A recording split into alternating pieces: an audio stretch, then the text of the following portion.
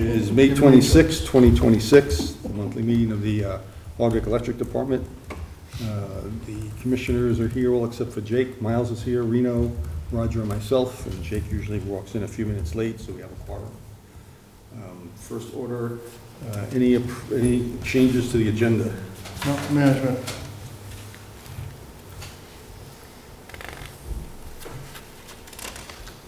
So the agenda's good to go? Yep. We have to vote on that, I forget. Nope. Okay. Public comments. Anyone from public? I see Ken Nolan, you're here.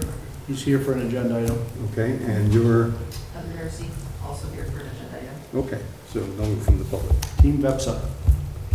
All right, which brings us to VEPSA. You guys are on. So let me just kind of tee it up. So a couple things, Ken's always wanting to visit places, so this kills a few birds with one stone, so to speak. And then a few things have caused me to ask them to come and talk with you. One is just making sure that you've all been expressing a lot of interest in power supply at the last few meetings, at least I've been at.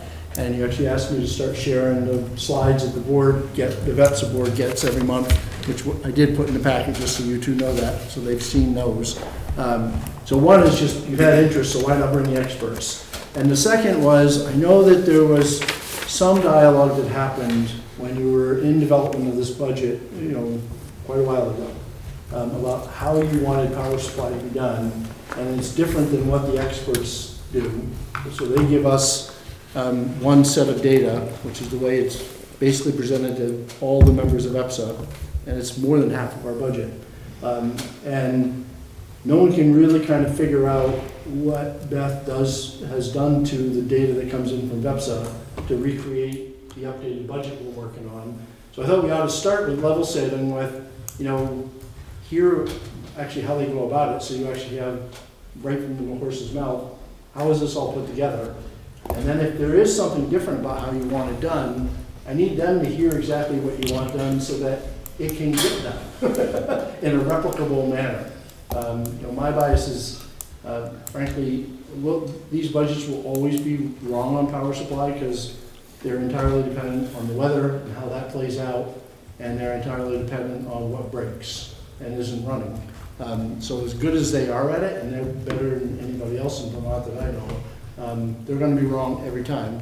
What I found in my work with them is by the end of the year, there's a whole bunch of ups and downs, and they're pretty doggone close to the truth most of the time. It kind of reconciles itself because usually you're going to get 10 pounds in a 10 pounds of something during the course of the year, and if you get it early, you don't get it late. If you don't get it early, you get it late, right? So my bias is I don't know why we wouldn't use what the experts tell us because we can't do any better. For sure, we're not experts in this. But if there's a reason, after you hear from them, I'm wide open to doing it. I just wanted to make sure you start with hearing from them because I don't quite know the history of how we got there.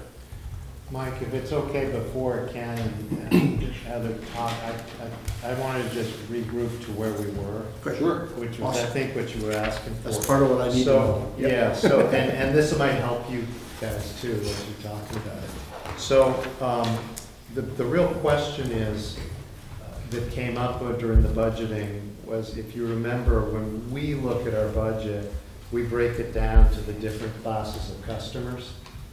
And we look at, just on a kilowatt hour basis, what is the growth? And then at times we even went down to individual major customers.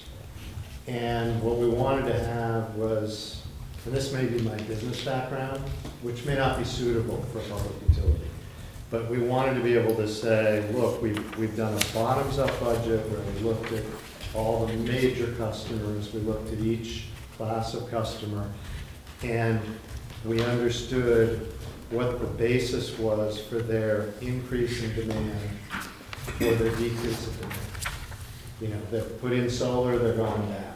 They've put in new equipment and processes, new capacity at their business, they're going up. And then we could explain it that way. And that is something that can really only be done with that level of granularity locally here. You guys are at a huge disadvantage because you're somewhere else. And you're looking at it based on aggregate data rather than bottoms-up individual data. And so when we were doing the budget review, what we were trying to get to was just in our diligence to make sure we understood why we were budgeting to be up, to be down. And I think in our experience, certainly my experience, if you don't have a good budget in terms of the volume of your activity, everything else in the budget is hopeless. Granted, there's external factors, like weather. Yep, sure. But, you know, the first thing you gotta do in reviewing a budget is make sure you got your volume right, which for us is kilowatt hours. And so that's really, They sort of get that just at that macro level. So in the budget, we ended up, as near as Renee and I can tell, we budgeted less kilowatt hours sold than that's proposed. that's correct. And so why would we do that? The reason philosophically, and I'm going away, by the way, this is my last meeting. Anything I'm saying doesn't matter. But, you know, when you're doing a financial budget, the worst thing you can ever do is over budget your volume, because then you feel like, well, everything's easy here. We can hire a new person, we can spend more money on this, we can spend more money on that. So there was a general desire to be somewhat conservative and cautious and not think all the dollars are gonna be fine because everything's gonna be up, and away. And so then, absolutely, you guys, since you're out procuring our power and you want to make sure you cover our power needs, are coming at it from your direction, and that's where we got in trouble. Yep. And I have no idea what you guys Okay. together are going to want to do.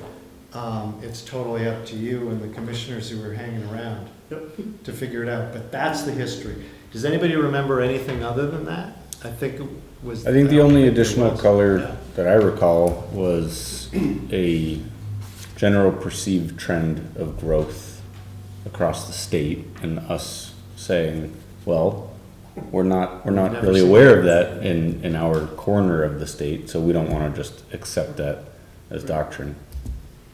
Yeah, so that was the general, that's the history, and is it right or wrong? I don't know, I'm a business guy, and this is my first time doing a budget for a public utility, so. They can talk You, about between that. the two of you guys. So the only other thing I'd add for color in the other direction is, as you know, the rate-making process is designed to underset your rates, because it mostly looks backwards. So it ends It's up a real projecting rates that don't add up to enough. The one thing that always gets added in, as a known and measurable looking forward, is the power supply budget. So when you undersell the power supply budget, you continue to undersell the rate-making process. No, quite the opposite. Right. You want to be lower on your volume. You need higher rates with lower volume. You need, because half of our cost is fixed. I'm not sure that's how they do it, but we'll let that's a talk. Well, okay, I'm just, I don't know what they do, I just heard. In what the, you just in the said. state process, but I'm not a rate expert. Ken knows a lot about Yeah. this, so. So that was really it, and, Yeah, I can add some Yeah. information about how lows accounted for Yeah. in rate cases. However you all want to Yeah. proceed. So- Color. So Heather, you guys have loaded like 10 questions into the first It's helpful. 2 minutes. Right? Thank you. But I guess as a starting point,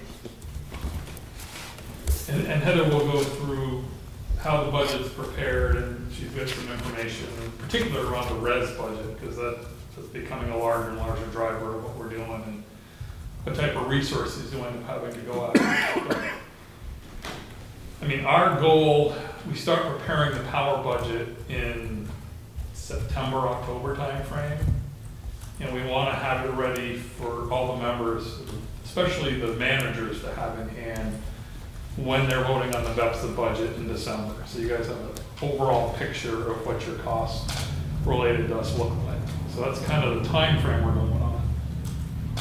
When we're looking at, I think what you described, Robert, there is a disconnect between how you look at your load in relation to retail sales, which typically is by customer class, and you're trying to back into what each customer's doing. From the power supply side, a kilowatt hour is a kilowatt hour to us. So when Heather's trying to project, well, what's your cost gonna be? It's less driven by that customer impact and more driven by the macro view. And so we try to get in front of the managers pretty quickly, like in the October, November timeframe, to validate what we're seeing for load forecast. And I think that piece here was missing for a little bit, where we were projecting loads, and then you would get the budget at the tail end and say, well, that isn't what we agree with. So we've been trying to make sure that that load forecast is getting in front of the management and the commission here early. So if you want to project a lower number, we can reflect that in the power budget. The biggest thing you need to do is make sure the same load is getting passed through both the power supply side and your revenue forecast, which Renee is going to work with Steve Farman on the other side. It's completely separate from the power supply. And if those two get a sync, then you get to the problems that you're talking about where you're projecting a lot of revenue or you're not projecting enough to cover your costs. So we want to make sure those are synced up as much as we can. Heather can walk through I think generally how the process works, a little bit about your resources we have now and how we do the projections, and then spend some time on res, and then we can pick up from there with questions if you're okay with that.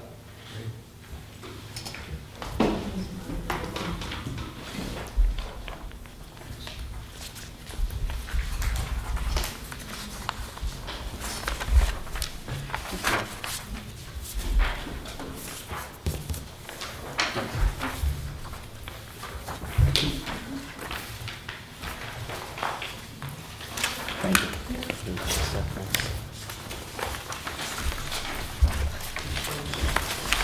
So, under the first page, it's just an overview of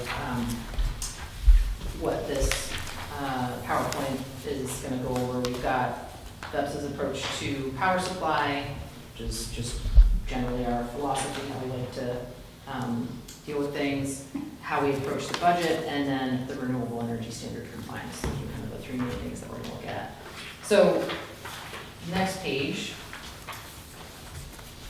the sort of big things that we look at are we want to reduce risk, we want to have diversity, which kind of lends into reducing risk, avoid the same expiration dates, and bundling recs into energy. Yeah, I think we're on slide 3. I'm just hoping to know how to drive. It's okay. Bundling recs into energy purchases for res compliance. So going back up into reducing risk, some examples are, Size, keep going. Down, down, down. See the arrow on the right? Yep, that's what I'm looking at. Oh, I should have view slideshow up top, that's what I was looking for. Click that. Click the screen. It should. It's very touchy, okay, there we go. And now touch it Yeah, now I can drive let's scroll it, down. yeah. to slide 3. so a couple examples of reducing risk. You have Project 10 is one of your resources. That's a peaker plant up in Highgate, in Swansea area. And it doesn't generate a lot of energy, but the majority of the value comes from other markets through ISO New England. So it gets capacity, it gets something called Black Start credits, which is like if the grid is down, the ISO New England can use P10 to get the grid back up and running. Starting in March of 2025, there was a new market which pulled in existing products, which are called reserves, which is a product that P10 has been getting revenue for a long time. But it's a different structure in the market, and it added some additional products that P10 is getting credits for. but it also drastically increased cost to load. And so just in the first 3 months of 2026, P10 credits alone in that market offset cost to load by about 96%. And utilities like GMP and other utilities around New England that don't have resources like this are having these astronomical increases in costs, and they don't have that, that resource to get those credits and offset that cost. So if you didn't have P10, you'd be a hurting unit right now. So January through March, the cost to load alone was about $250,000, and I think P10 revenue is around 233, somewhere around there. So that's an example of a resource that helps reduce risk, even for future markets that we don't know, or we don't know that they're going to exist yet. It's going to theoretically be able to be entered into those markets and provide value. Another way that we reduce risk, and this is a VEPSA-wide policy, is to have you have resources that cover 95 to 105% of your load. And we try to get that on an annual basis as well as on a monthly basis. So, for example, we did a purchase for Hardwick that starts in June and goes through, I think it's March 2027. And that is partially to help fill in the gap that the Walcott outage has created. And that's just to get you within that 95 to 105% hedge. So if you have a month where energy prices go haywire, you're not open to the market and those. If I could just hop in there, just so you all know, we've talked about what happened in January and February. We didn't have that additional hedge contract. So we put this in place for next winter to try to avoid those, $1,000 megawatt hour charges. That we had So, in that timeframe. And what happened in the winter this year was we do that monthly hedging, and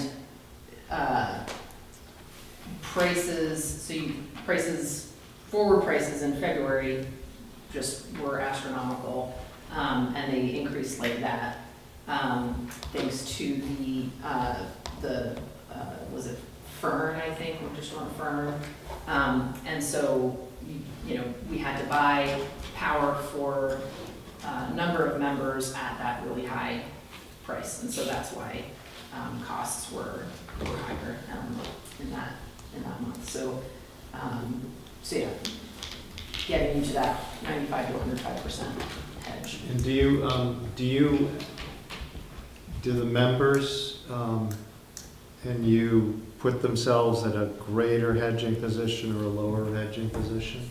Like, are you looking across all 13 or however many they are and saying, well, Hardwick wants to be more hedged or less hedged, or do you hedge everybody the same? Well, I would say generally we hedge everybody the same, Okay. but if there was a member that wanted to be over hedged or less hedged, all of our members, that's the VEPSA member policy. Right. But for example, we do power supply for WEC, and they don't have that same policy. They don't care so much if they're 95 to 105% hedged, so they're more open to Okay.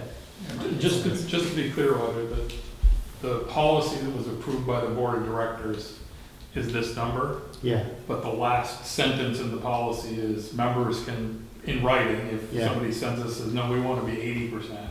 Yeah. That's a member choice. And likewise higher too. It takes an action on your part to go outside of this bandwidth. Right. So that is something we talked about, because we were thinking, maybe since we're so tight on cash, we're feeling a little bit fragile, maybe we should just, it'll cost us, but at least it'll build more certainty, protect us from that variable. Maybe we should hedge ourselves up more. That's why Heather and I had the conversation about adding this short-term hedge with the hydro out, because I could see it wasn't coming back on. And because of that, we were a little under this policy, because they didn't have perfect information about when the hydro was coming back on. So unfortunately for us, at the worst possible time, we were a little bit. We were short.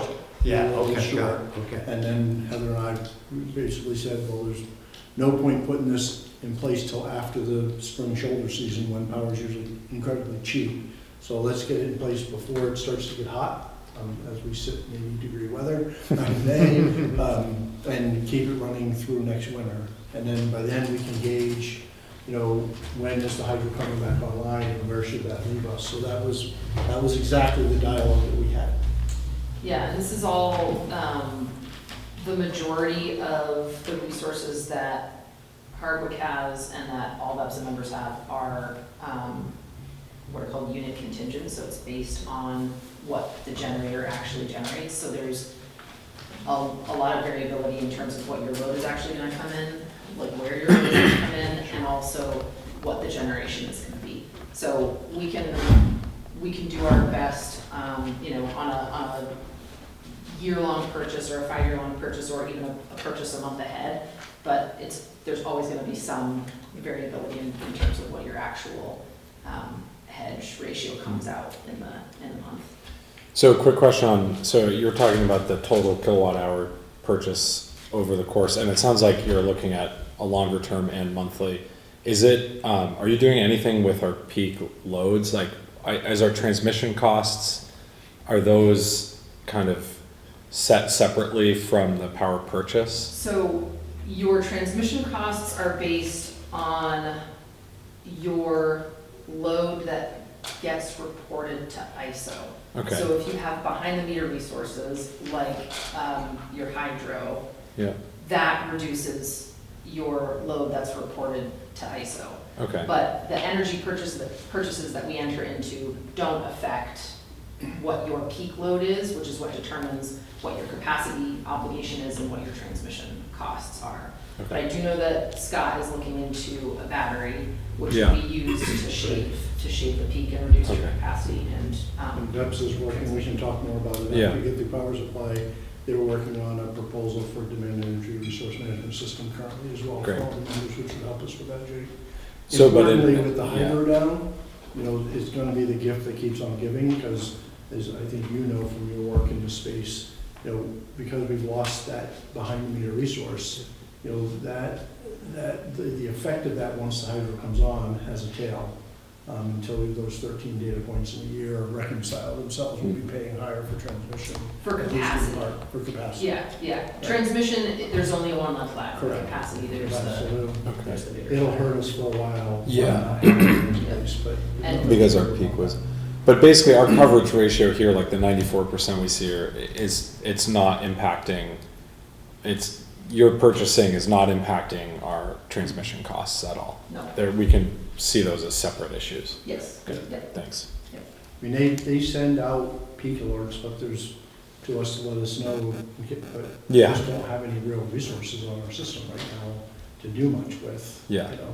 Right. Aside from, yeah, We just, we haven't invested in things yet on that front. It's why the smart meters matter and why things like DERMS and batteries and all that matters. Because then we'll have a resource that we can start activating to do something about those costs. yeah. Great. Yeah, there's some social things too that, like awareness. Like the last town meeting, it was during a peak event and someone came up to me and said, oh, we're peak busting by basically being in one space, not at home using more power. So anyway, it sounds like it's a separate issue, so thank you for clarifying. Other questions about those two kind of sub-bullets of reducing risk? So the next one, diversity, we're trying to increase diversity of resource types. Like I said, you have a lot of unit contingent resources. You've got solar, hydro, landfill gas, wind, biomass, and then we have firm resources as well. And the reason to diversify those is, last year, for example, the early part of the year, hydro was going really well, and then everything dried up. And, solar, for example, there was so much snow cover over the winter that that wasn't generating as well. And so you want to have that diversity, so that you can hopefully, like Scott said, at the end of the year, hopefully things balance out. So that's kind of the idea there.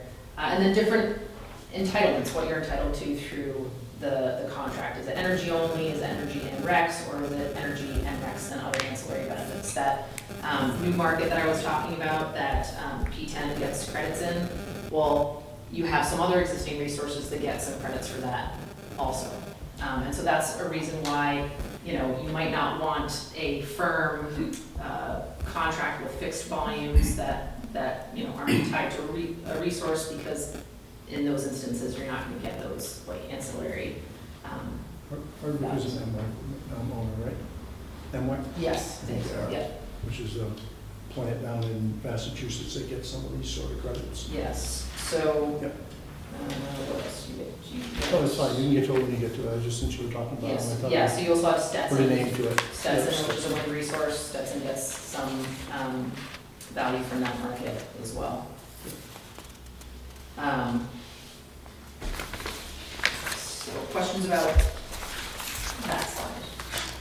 Can you just go back to what P10 is physically? It's a what's called a peaking plant, and so it's two turbines, so it's essentially, basically, we call it one unit, but it's two separate turbines, and when load spikes quickly, or there's a contingency and, resources drop offline, it can start up really fast. It can be up to full capability in 10 minutes. So it's gas.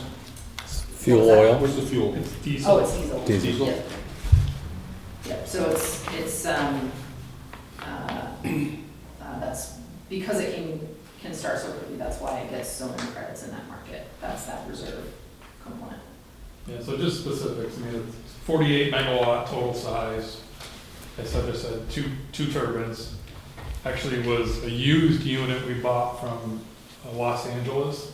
It was on the West Coast, we shipped it all the way east, put it in Swanton.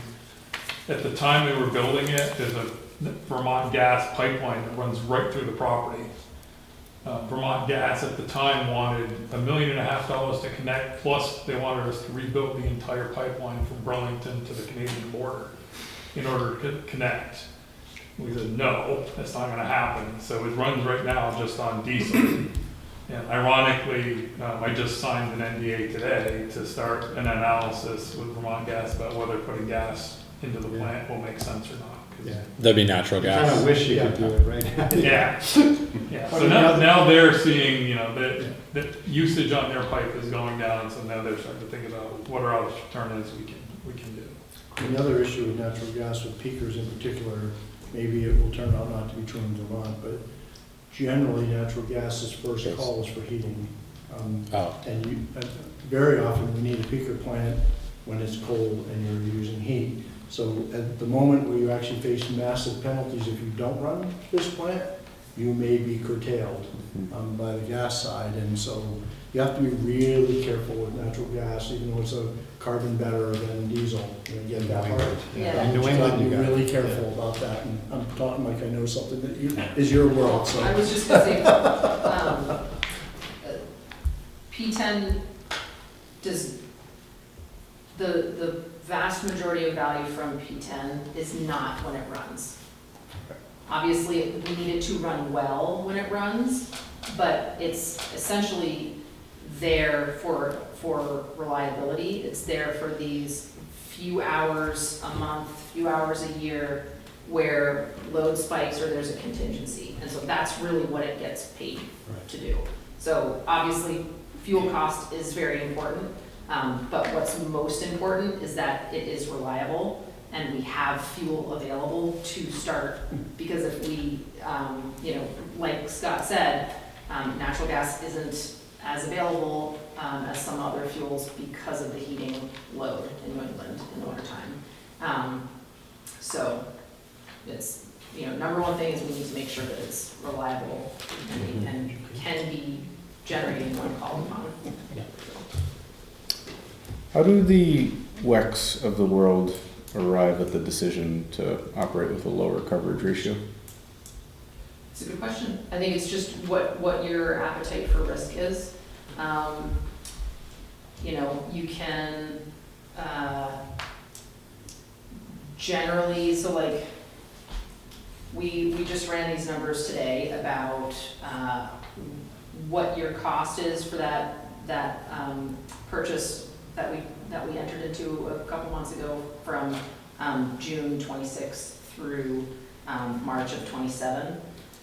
What your overall cost is, so cost to the counterparty minus any credits that you get from the energy market. And at the forward prices today, your overall cost is gonna be around $10,000. So actual prices in the month may come in lower, in which case you would be paying more. So there's the potential that you're paying a bit more for the certainty in your cost. Sure. So that's one of the things that VEPSA members really value is hedging and certainty against those really high prices. You know, after the winter that we had, WEC was more interested in hedging in those. Hyde Park is too, because So they were it's- not hedged well either. You know, it's like, I think a good way to look at it is, it's like insurance. Yeah. And, you know, when you're signing the check every month, it's like, oh man, why do I have to pay this? And then, you know, you have to have surgery or something, and you're like, oh, I'm really glad I have this insurance. And when you get out of Vermont, a lot of states have deregulated, and so customers choose where and how they buy their power. A lot of customers play the game and are willing to take the risk, and all of a sudden you hear about $15,000 bills for a month for a house in Texas. Yeah, I mean, it works well until it doesn't. It works well until it doesn't, so if you take. So the in long effect, view- you're self-insuring, you're taking, Right. you take the hit. So my view as a muni is there can be constructs where taking more risk than we take maybe makes sense because maybe you want to gamble a little more. I think as a muni, our job is to have cost certainty and take low risk. Which is Well, why- and it takes us so long to get rate relief. Correct. And we can't, yeah. I was gonna say, maybe those utilities that have lower coverage, they have more flexibility in their rates, you're saying. They can pass those costs on to the I customers think or to the end for users. some independent, for some private utilities, that's true, and I think there are other utilities that I won't name the names, but you already have. You know, I think it falls into the first thing that I was told as a manager is not true, which is, is true, which is hope is not a plan. Yeah, So yeah, you play the markets with more risk. yeah. Because you can't afford, you're having a hard time affording things. And so you hope to have good weather for the whole year. Right. And save some money, because you might save money for 3 years in a row. Well, if And you you may look, rue the day. if you look at the long-term history, I mean, what Heather described, the real-time market, the really short, like, I'm buying it right now, over the course of 20 years, that market is 2 to 3% cheaper than alternatively you buy later on. You're buying a month ahead or a week ahead. The problem is you get these huge whipsaws. And you got to be able to ride that through. So in order to live in that world, you have to have a huge cash reserve, which the Vermont regulatory environment doesn't let you keep. So you're never in a position to ride that. Where if you're, I mean, I think WEC was looking at it. I saw this happen in Burlington when I worked there. You know, my boss was looking at prices that were $30 a megawatt hour, month after month after month. It says, we're not going to hedge. Well, then all of a sudden it goes to 80. Right? And that's when people start looking for new jobs. All of a sudden you got a huge cash outlay. Yeah. And so we're trying to find out what's the middle ground between affordability, keeping costs as low as we can, and keeping that stable Right. cost situation. Great. Thank you. So does P10 pay a penalty to the state for burning diesel? No. The penalties is more to ISO New England, I believe, to the markets if they fail to run. Yeah, if it was They not don't turn performing in the on, markets. We are screwed immediately. Yeah, there are less penalties, well, The penalties can be pretty severe.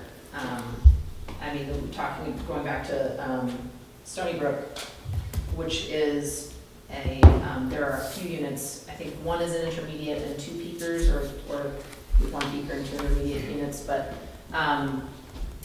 they had, I think it was a motor that was down, and then there was something called a capacity scarcity event.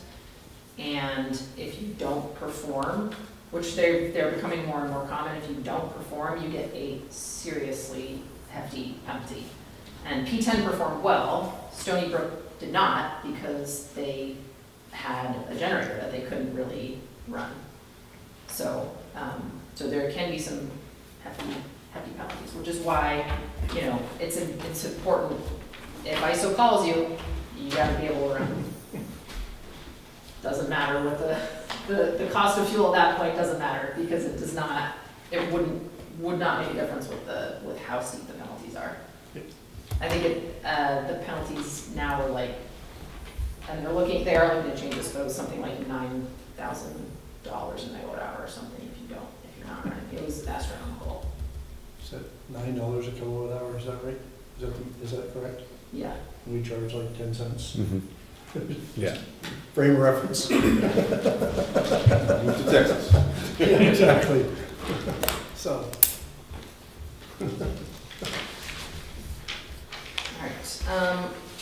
So how we compile the budget, we start with load, and the way that we compile the budget is with what we call total load including losses. So this is not the load that you buy from ISO, it's not your retail sales, it is all of the load that's utilized by end-use customers, and then tacking on all of the losses, you know, in your system, in the sub-transmission system.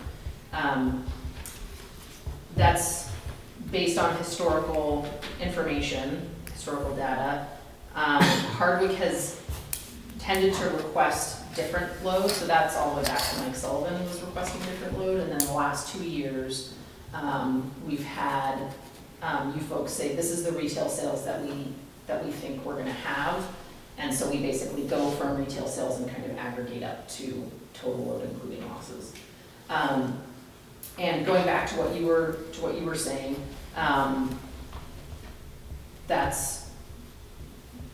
I think that's totally true. We can't know, like, you're gonna know better than we do if there's, you know, a new large customer coming online, or, you know, Morrisville's a really great example. You can actually speak to this. I had a conversation with you and Penny, because we had the budget, and historically Morrisville's loads have increased quite a bit year on year the last few years. And Penny said, I don't think that's gonna happen. You know, construction has decreased, and so, you know, we changed the load. I think from our perspective, we want to make sure that it's just grounded in reality. Because I am fairly certain that Mike changed the load just to reduce the power supply budget, which we don't want. We want the budget to be as accurate as possible. Bingo.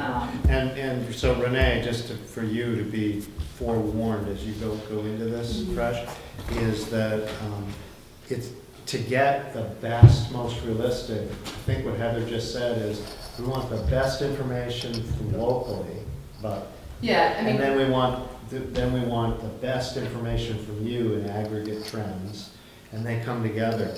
And what happened was with your predecessors is, at certain moments when we were sitting down and talking about the budget, we said, well, why is that up 13%?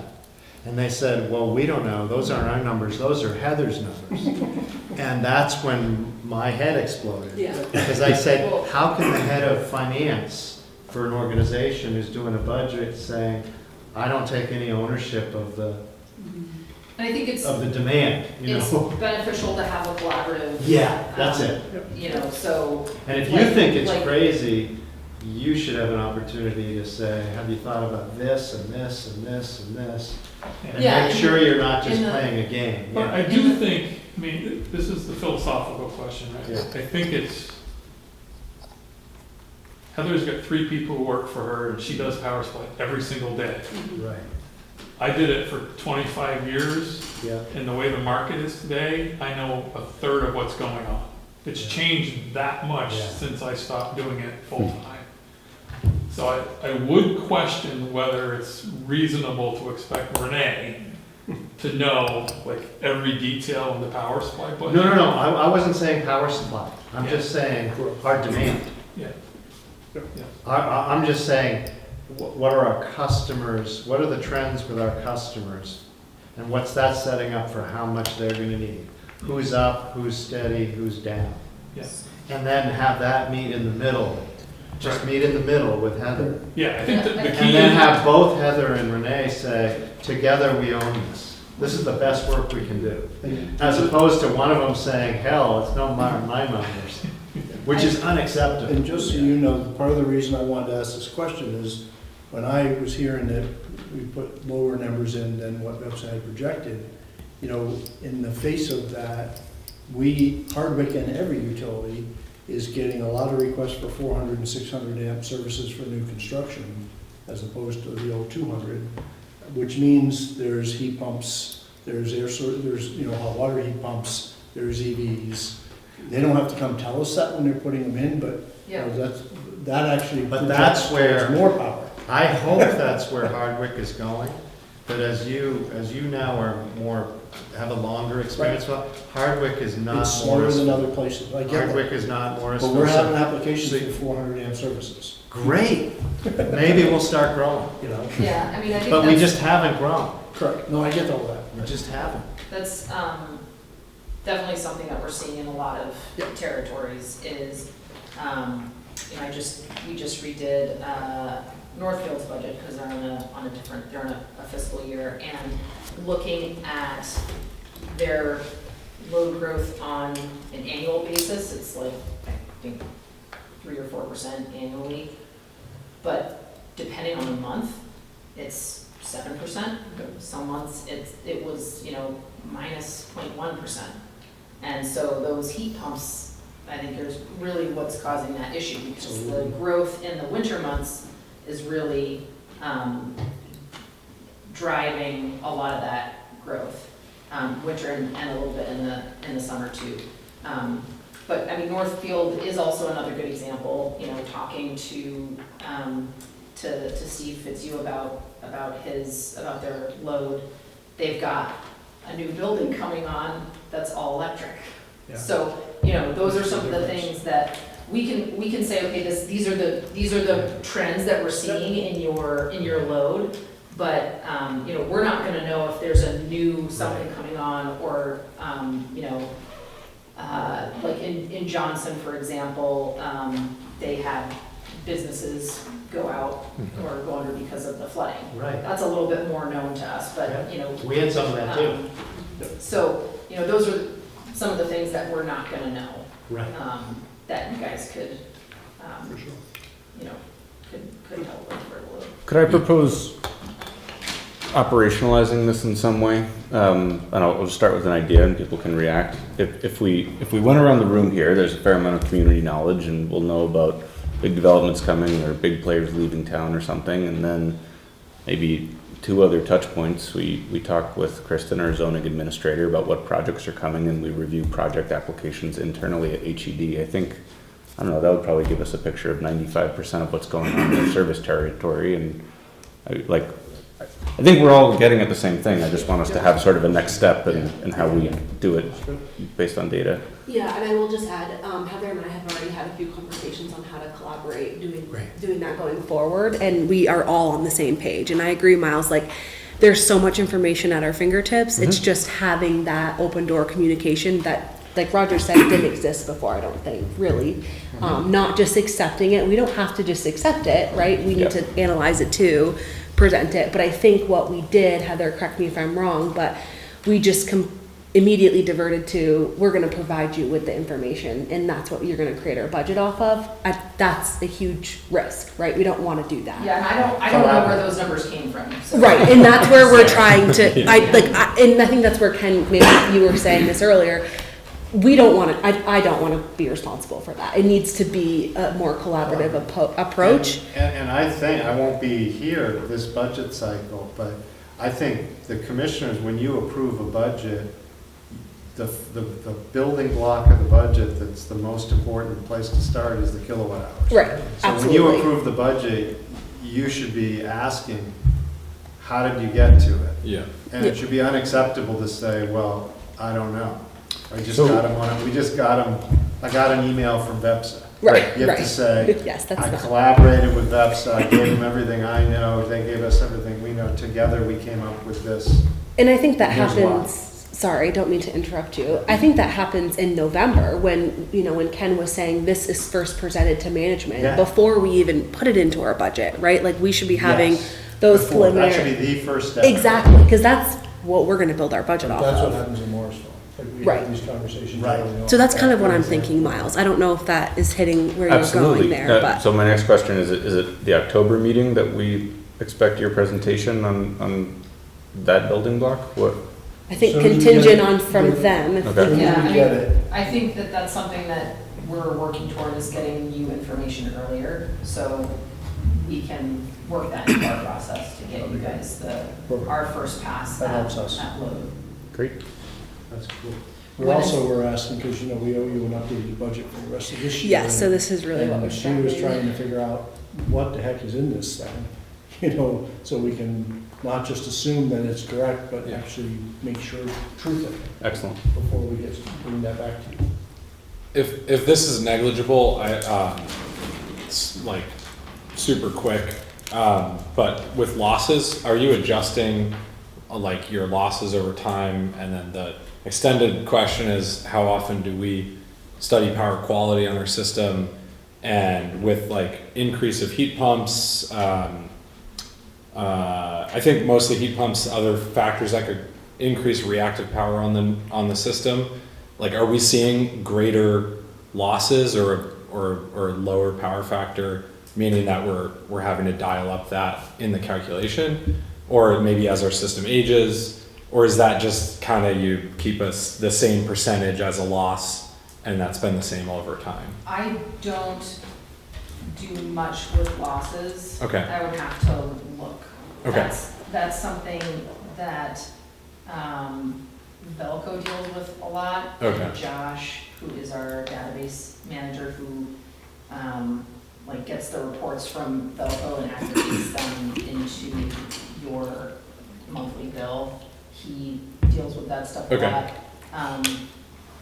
I would have to look at that historically. I'm more looking at what's your total including losses, which already accounts for the losses included in there. So Okay. I'm not paying as much attention to what is your load prior to the losses. Or if there's It's been- a calculated value, Yeah. but I don't, I would have to. Okay. get back I'm to just you. curious if there's been change over time with losses.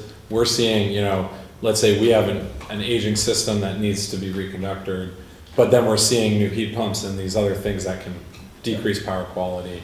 Are we studying that, keeping track of it? So we have occasionally, we've gathered some data. We used to have some old data loggers that are gone now. So in the capital budget, we come back to, you'll see we're gonna get some data loggers. So we start pulling data wherever we need to. I would say intuitively, the answer has to be that over time it's been increasing, because we know load growth has been increasing the further out you get on the system. And we still have a whole bunch of old number 6 and 8, number 8 copper wires that have to be getting hot. We have a bunch of transformers that are 5 kV transformers that are now having a bunch of heat, serving 2 or 3 houses, and have a bunch of heat pumps trying to be on them. Yeah. 'Cause we don't ever hear about them, so they have to be hot. And then we have a lot of people overreacting the other way and wanting to put in a transformer that's too big for projected future growth, and you lose you have losses from oversizing as well as undersizing. So since we haven't spent a lot of time and effort in modernizing the system over the years, Not that we've done nothing, I'm not saying, Yeah. to say that, but, you know, it has to be growing on us. We can assume, I would imagine. But one of the things I know the crew has been really after is they want to have some data loggers so we can start pulling that information, Good. you know, regularly when people say, can I put a 400, you know, amp system out here at the very end of a long run, you know, are you gonna be able to feed that? Like, you usually have to go borrow something from somewhere and hope we can get access to it. We need to be able to like just go get the answer and then start chasing it back to where is voltage right, where is the amperage right, all of that sort of stuff, you know? Again, I know Mike used to have a bunch of other ones, but, so we have had them, I don't know how much they were used, to be honest with you. Okay. They might have been used a lot, but we don't have them. I would just, I don't know. I think they were his. Yeah, he took them with him. I would just add, the losses, there's two components. Yeah.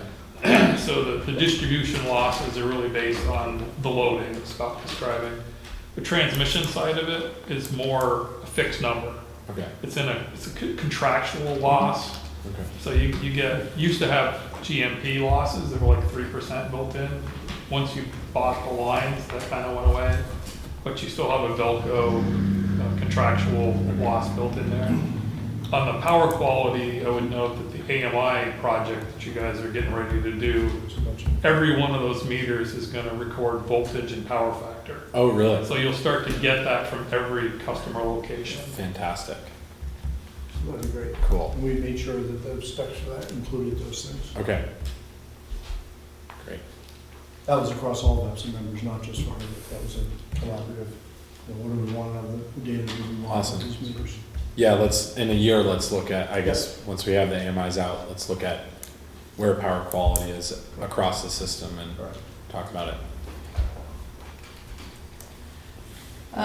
So after load, we use historical data for, to project the generation for generators, and then obviously we make adjustments as needed, so like Walcott isn't budgeted to come online this year, even though, you know, historically it's generating, but we just had that conversation and I can't remember when we budgeted it. Was it budgeted to come online maybe in early 27? I think was maybe what we had talked about. I'd have to look back. I think at the that's budget, still but- the official position, but I So- think what I told you in our conversation about the hedge is that I really don't expect it to go in 27. And by the time we build that bin stock, we'll be looking at 28. So, but we only want to do the short-term contract to next March so that we can reevaluate. Why buy that extra power at a pretty high cost if the hydro might come back on? And that's also to say that, you know, we're not just looking at 2026 when we create your 2026 budget, we're looking longer term than that. So if you're to look at the 2027 budget, that accounts for Walcott being down, I believe, through March. For energy market costs, we get forward broker marks. That's what we use for that aspect of the budget. That can change quite a bit based on what's going on with the weather, based on what's going on geopolitically. So that can cause a lot of variation. When you are close to 95 to 105% hedged, that reduces that variation in your costs. So you can have those big, you know, kind of like what we talked about, you can have those big swings without feeling quite so much. And then there are other rates that we get from ISO and Velco that we include into your budget. And then some markets will use historical data. So like that new market that I talked about, there's no set rate. We used historical information. Now that we have some historical information because it's a new market, we used historical information to generate that. Other questions?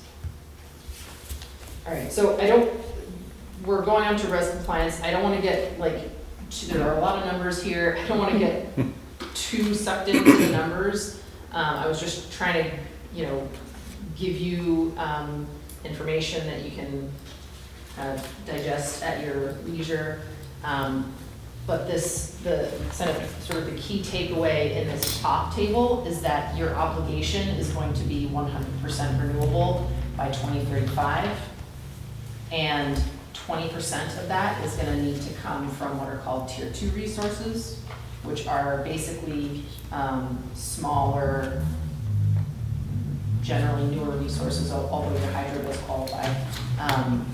So smaller resources that are kind of on your distribution line, so, or system. So you have, you've got Billings Road, Walcott, and your net metering products that qualify for tier 2 as of right now. And that was a typo on the next page that Walcott is tier 1. It used to be tier 1, and now it is tier 2. So in addition to tier 2, 20% tier 2 in 2035, you also have the 10% tier 4 in 2035, and that's another high cost rec. That's like a new, they call it new regional. So it's 30% of your total load is gonna need to be covered by high value recs. And then that leaves 70% to be covered by less expensive, what's called Vermont 1 recs, which are usually hydro recs. But those are fairly expensive right now. They're between $6 and $7 a rec. Several years ago, they were 25 cents. So costs have increased quite a bit. And then a few years ago, the costs were $12. So they're better than they were at $12, but still really, really high. The second table on that page is just what your obligation, approximate obligation will be in each of those categories in each year. This is just, based on a load projection. So obviously this will change based on what your actual load will come in. And I'll just note, you saw, in previous meetings, we recently approved both oil and solar and flatland, and part of that dialogue was making sure that we were making progress towards 2035, and that's how this shows up. Yeah, I think it came as maybe a little bit of a surprise to folks that had tier 2 resources that they would need more.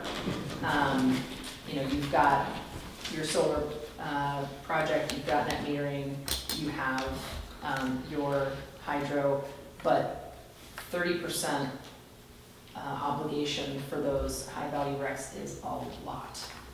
So that's why we recommended that Hardwick take part in that flatland solar project, which isn't guaranteed to move forward, but we're doing the best that we can. It's kind of in the developers' hands right now. They're working, they're moving forward on their end before we have too much more that we've got to do on our end. So hopefully we can get that nailed down. How ironclad versus vulnerable would you say these obligations are to shifts in political winds? That might be a Ken question more than I think that's hard to know, and it probably depends on who you ask. Yeah, I mean, this version of the res just got passed 2 years ago. It was a very high priority of the speaker at the time. I think affordability now is starting to play a role with all that you're hearing on property taxes and everything else. And I think the governor is slow rolling a move toward nuclear. He's not pushing too hard, but you can see the momentum slowly building. So when we were in the room negotiating 2 years ago, VEPSA actually proposed nuclear be included. Yeah. And we were laughed out of the room. Wouldn't even talk about it. When I testified in the House Energy Committee this year, there were people that they wouldn't speak in the hearing, but in the hallway they would talk about, well, maybe we need to change to a clean energy. So you know, it's a crystal ball. I would say not toward the beginning of the biennium coming up, but I think as we get toward end of 27, 28, Yep. we may be talking about adding nuclear in as an One thing I option. would add to that, and feel free to disagree, mostly when it comes up in current conversation, again, it may shift further, it's the new style package plant type of nuclear that's being talked about. Sure. I've talked to some of those startup companies and, you know, they're still talking about, you know, 20 cent optimistically, to 30 cent more reasonably of what they might be able to deliver, Yeah. and within the next 7 to 10 years. So it will be like traditional solar is down south right now. You can actually get a permit in certain states to build it, but the cost projections are such that nobody wants to buy it. No one's willing to sign a PPA for it. Right. So that doesn't mean it won't happen, and maybe there would be a move to allow CBIC to continue to be purchased, but when people say nuclear today, that's not what they're talking about.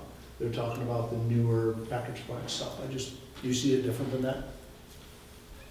I think in the legislature, that's true. Yeah. When you talk to the administration, Correct. they're thinking about existing Mm-hmm. and somehow getting that back in the mix. And as a utility, Heather and I debate this all the time, right? So thinking about risk mitigation, we're on a path toward trying to get you the cheapest resources we can to meet this definition. Right. And then the question is, like the nuclear side, you can get for quite a bit cheaper than what we pay for solar or the wind, but you're taking on some risk then that the political winds are actually going to change, or else you're going to have to unwind that position later. Mm-hmm. And so we're balancing that. I think some utilities are leaning more into the nuclear, expecting that things will change. We haven't been willing to go there yet. We're trying to still move the solar and the local projects that we can as a biomass plant in Linden that we're talking to that's more the new technology for biomass. Mm-hmm. As long as those are still reasonably priced, we want to move those as fast as we can. The hurdle is the change in the federal tax credits. You've almost got like a cliff where we've got a few projects that are still grandfathered in and moving forward. We want to make sure those come on. And after that, there's nothing. Yeah. And everybody's scrambling for what are we going to do. I think that's when the nuclear debate is really going to start to hit, when it's clear that we're not going to build, and some utilities are going to have to pay the alternative compliance payment, Mm-hmm. which Which we is, didn't put up here, and for sorry, I should. Go ahead. The alternative compliance payment is if you cannot, retire RECs, enough RECs, then you pay this alternative compliance payment. For tier 2, that's like mid-70s right now. For tier 4, it's like $43, $43 around there. So, And you're based on per megawatt hour, or, yeah. okay, sorry, I just didn't know what So- unit you were saying. yeah, and it goes up by inflation each year. Yeah, okay. Yeah, so like tier 2 is astronomical. You don't want to be short on tier 2. That would be very. Did you say the Flatland and Orleans, like, they're outside of our system, but they're tier 2? I didn't see Yes. them on Okay. They are tier 2 and tier 4. So Okay. there are some resources that are going to be both, Gotcha. and some resources that are just tier 2. Some resources that are just tier 4. Great. Yeah, the definition of tier 2 is that to qualify, it just has to be less than 5 megawatts connected to the Vermont distribution system. Okay. So it doesn't necessarily have to be inside Hardwick. If we can get the power to you and it's connected to somebody else's distribution system, then that still can qualify. Okay. How different is this rec schedule, this 2-year-old legislation, than its predecessor? Very different. The tier 4 is new. If you look back at that first slide, there's also a tier 5, which Mhm. is the same rec qualification, Mm-hmm. but it's, that bottom line in the top table So once you hit 100% renewable in 2035, any load growth that you have beyond 2035 must be That's 6 cents. covered by new renewable. So that, like, expensive rec. So that's a change. It previously, was it 70% or 75%, I can't remember, was the overall renewability. And then your max tier 2 obligation was 10%. So it's changed Yeah, and how long was the previous legislation in effect? Was it 2017 or 2018 Yeah. started? Okay. It passed in 2017. At first, the munis got a 2-year moratorium. Yep. So passed in 2017, we had to start meeting in 2019. And the original one ended in 2032. Huh. So they went from 70% to 100%, gave an extra 3 years, Mhm. and increased the sub. I mean, we were arguing for a state as small as Vermont, when you're breaking it into 5 separate tiers and saying utilities have to meet all these, Mhm. you're just increasing the costs, Mhm. right? The more complex and the smaller quantities you make it, the more expensive it is, versus just laying out one requirement and saying, go meet it. Sure. I've said this a lot of times, I don't know if I've said it here, but I've always been partial to the way Virginia approached this, which is they said 100% by 2045, pick whatever date you want. There's no tiers, there's no nothing. They actually called it the Clean Economy Act, and they said, utilities, you're responsible to get there. Get renewable energy anywhere at the lowest cost, drive our economy. And I like it's that. really clear who has the, we are accountable, like, go get it, go get it done. And again, pick your date, but all these tiers, I've never thought they made any sense at all to me. I'm already confused. But Yes. no, Other people are all about it because you do prompt some local economy that you might not in the Virginia approach, right? Right. They may be willing PPAs from Arizona, Sure. right? If it's the cheapest resource, oh, interesting. Yeah. so. Yeah, the only thing that didn't change was tier 3. That's the only thing in this new version of the res that didn't change. So, let's see. And then I think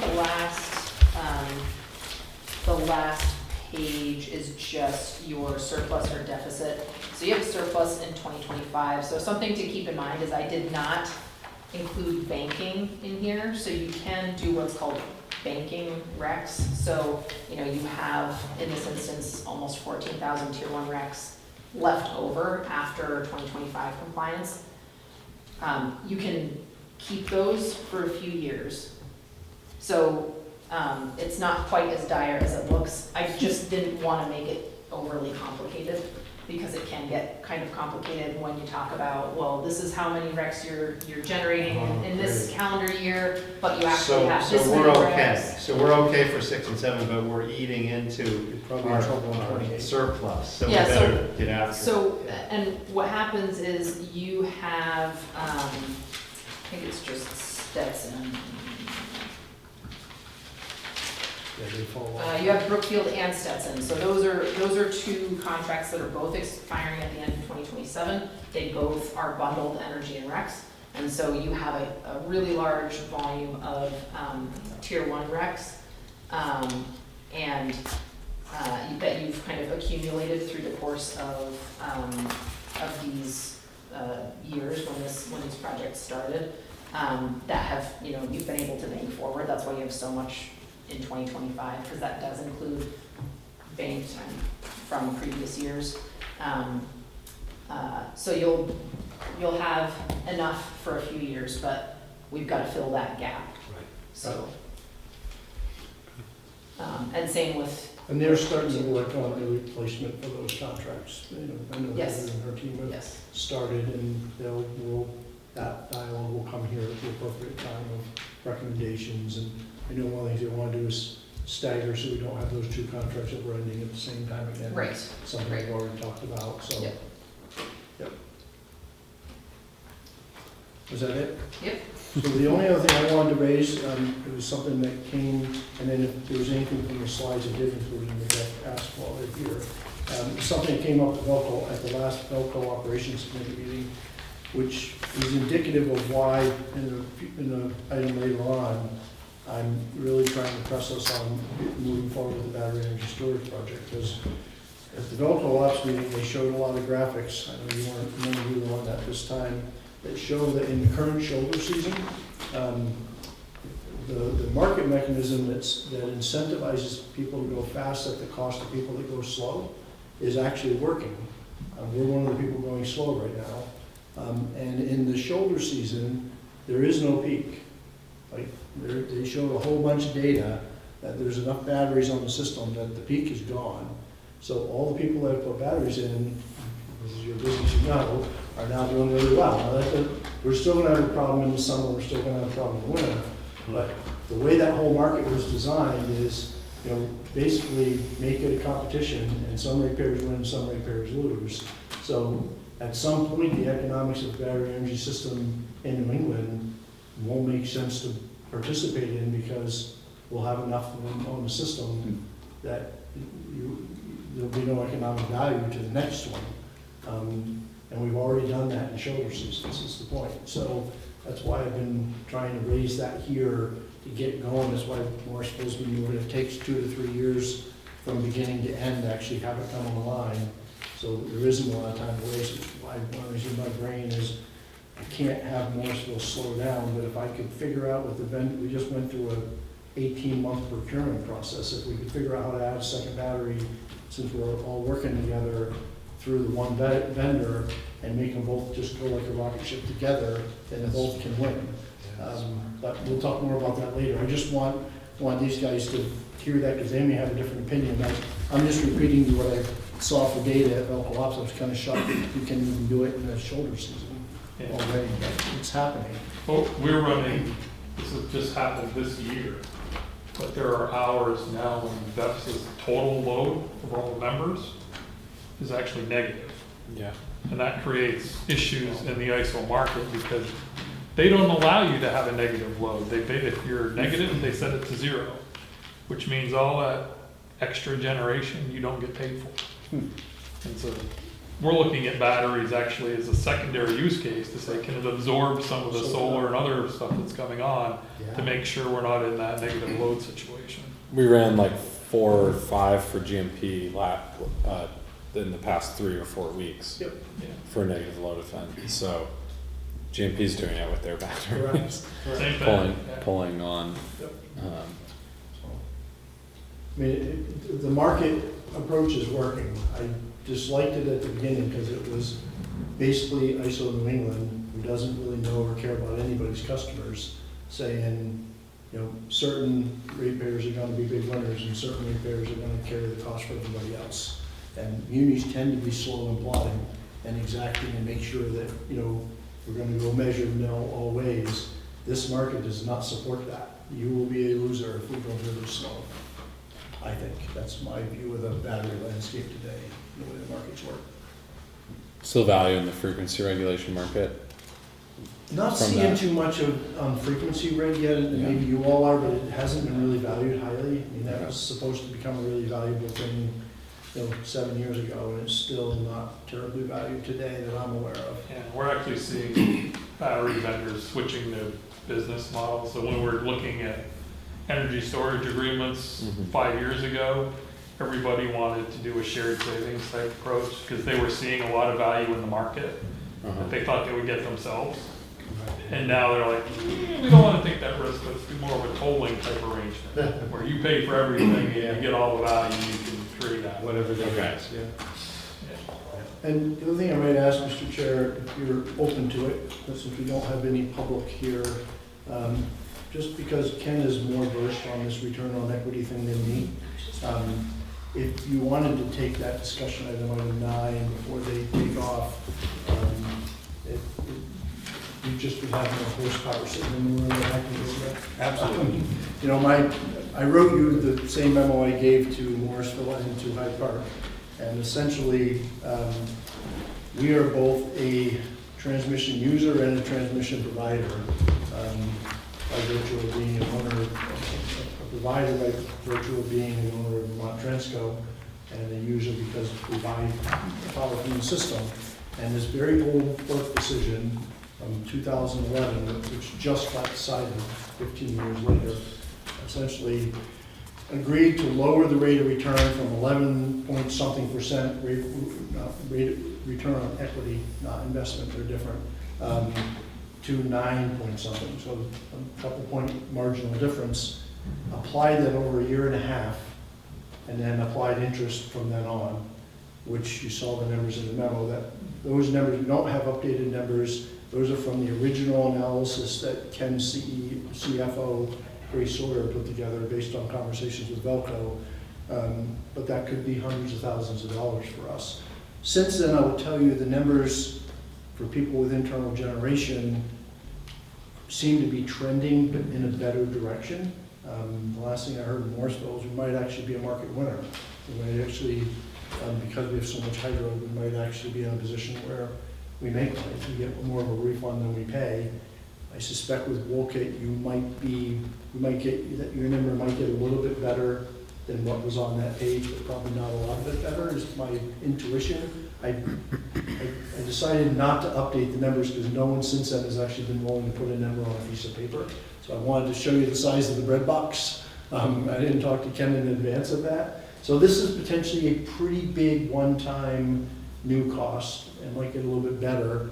That is really just based on a really old decision. And personally, I've always thought the return on equity for something that is essentially as close to a zero risk as you can get, that 11% rate of return.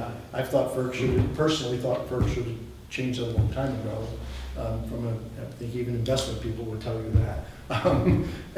But the retroactivity of this thing is just, to me, what's insane. But I don't know, what did I get wrong? Generally, is all correct. Okay, I'm not really comfortable with the stuff, so. It's still, I mean, the discussions are still moving. I was actually on a Velco committee meeting this morning where it came up again. I think originally Velco was trying to give a worst case. So the way this FERC thing got put out, it said there was a complaint in 2011. We issued the order in 2026. New England-wide, it's $1.5 billion refund across all the transmission owners. Velco's number is more like 121 million, somewhere in that range. And every day they do a calculation, it moves a little bit. Because we're transmission purchasers, we also get the refund from everybody else in New England.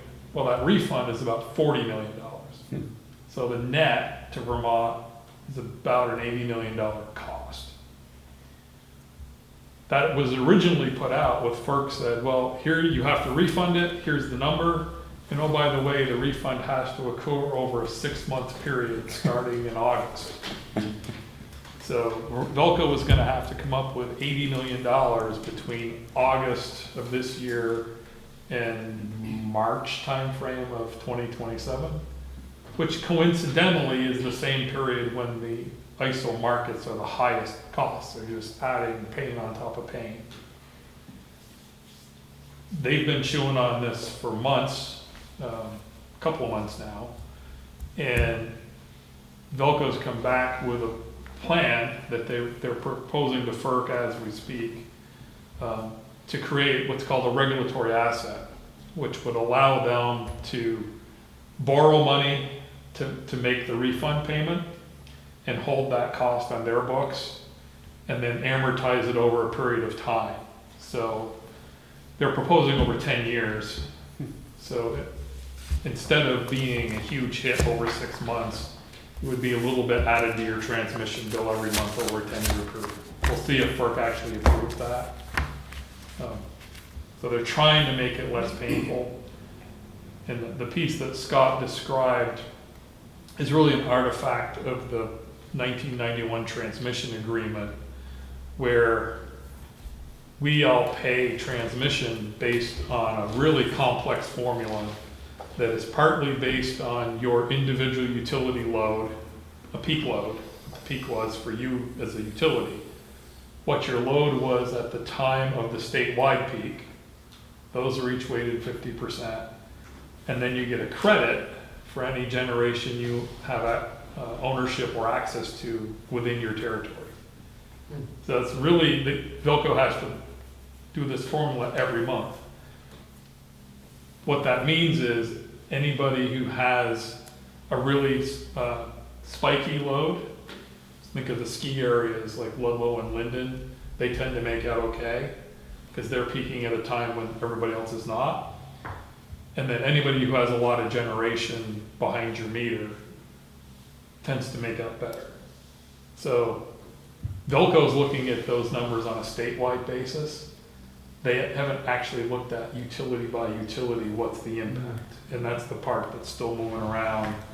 We had to look at Morrisville, we looked at Jacksonville for rate cases because we're trying to figure out, do we need to put these costs in the rate case? And what we're seeing so far is most of the VEPSA members are actually, for that initial 6-month period, they're seeing a reduction in transmission costs. That will turn into a monthly cost in that, future 10 years. But so far, everybody seems to be coming out okay in that initial refund period. So, but as a com, we'll keep you in the loop. I just figured you need to know these sort of things, so something we can't control, really, so. Yeah, and there's 4 lawsuits going on right now. They tried to get a stay because people think FERC erred in the way they applied the interest. So this is it's constantly moving. Every day you have a different meeting, the numbers change. All I can say is there probably wasn't any solar in our system back then, and I hope like heck that we weren't in a shutdown on Woken Hydro. And I don't know. I wasn't here.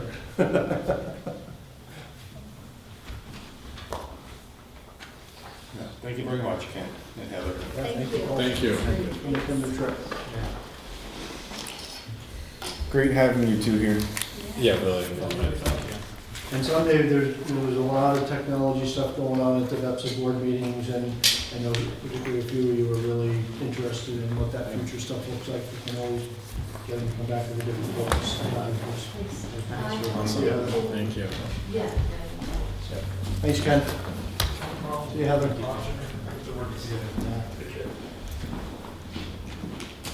All right, see if we can move through these quickly for Roger. Thank you. Sorry. Approval of minutes. To do that would be long. I know. Any comments to the minutes? I move to approve the minutes of April 21st. I second. All in favor? Passed. Line of credit authorization. This is you, Renee? That's Renee. I move to approve the line of credit authorization as provided in the packet.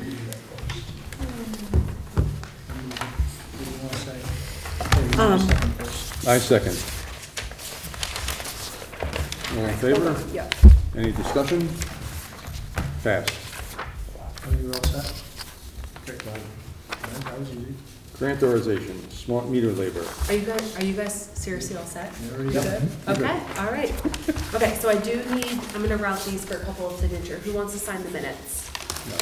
You guys Are are you really speedy serious? tonight. Well, thank Renee, you for the did good a write-up. great job putting the package together. Thank, That's why Really. it's approved. thank you, Yep. thank you. Answered all the questions. Yeah. Thank you, and then, so the loan documents, there's 3 spots to sign. I stick each page, so you flip through them hopefully quickly. Okay. Thank you. And then, Roger, you had the motion there, correct? Yeah. Thank you. Mike seconded it. Perfect. I'm loving this. Smart meter labor, all we have to do is celebrate. Yeah. See the- Yeah. Yep, I agree. But Anybody want to turn it down? I didn't think we'd want to, but even accepting grants, I've known boards that were like, well, what does it lock us into in the future? So my question is, how much in-office experience do we have right now with federal reporting? Well, right now, not a ton, but Mhm. I'm gonna be very familiar with it by the time I'm done with this and the FEMA. Okay. So I've actually, yep, I've And actually, we're gonna need it for the base AMI contract too, Great. so it's just more from, more of the same. yep, I have been talking with our auditor, from Very Done just about that, and he said that he can walk me through a lot of those requirements, and so have support there, but. I'm sure you're on it, but literally from a time allocation standpoint, I would urge conservatism. If this was a Yep. standalone 132 and not affiliated with the AMI, I'd probably reject it for that reason. Yeah. I would probably recommend we not take it. To me, Jason, I know it seems crazy when it's 132,000, but the level of effort to comply as you're Yep. raising is just insanity. Yep. But, you know, because we have to have the skills anyway. I don't know if grant management software automation is being discussed at BEPSA. We're all taking boatloads of federal money across the board, all the members. You have to come up to speed. Everybody else in every office has to come up to speed. I don't know if there's help on the way with any of that, but It's been a it's a heck subject of a lot of of work. discussion at the Yeah. BEPSA board, and I'll keep pressing that, because some are interested in it and some are really not interested in Yep. it, so.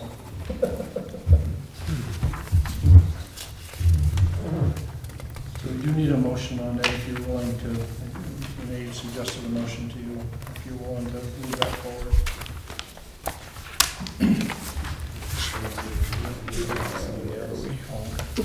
It's on page 44 of 99. Thank you, Michael, for signing. You got it, you got it. I move to approve and authorize the Hardwick Electric Controller to execute and acknowledge the award documentation administered through VEPSA related to Hardwick Electric sub-award. Seconded. All in favor? Any more discussion? Done. Penstock Engineering, so we have to? So this is a two-part one. This is related to the Penstock project. There's two pieces to work potentially with Du Bois and King.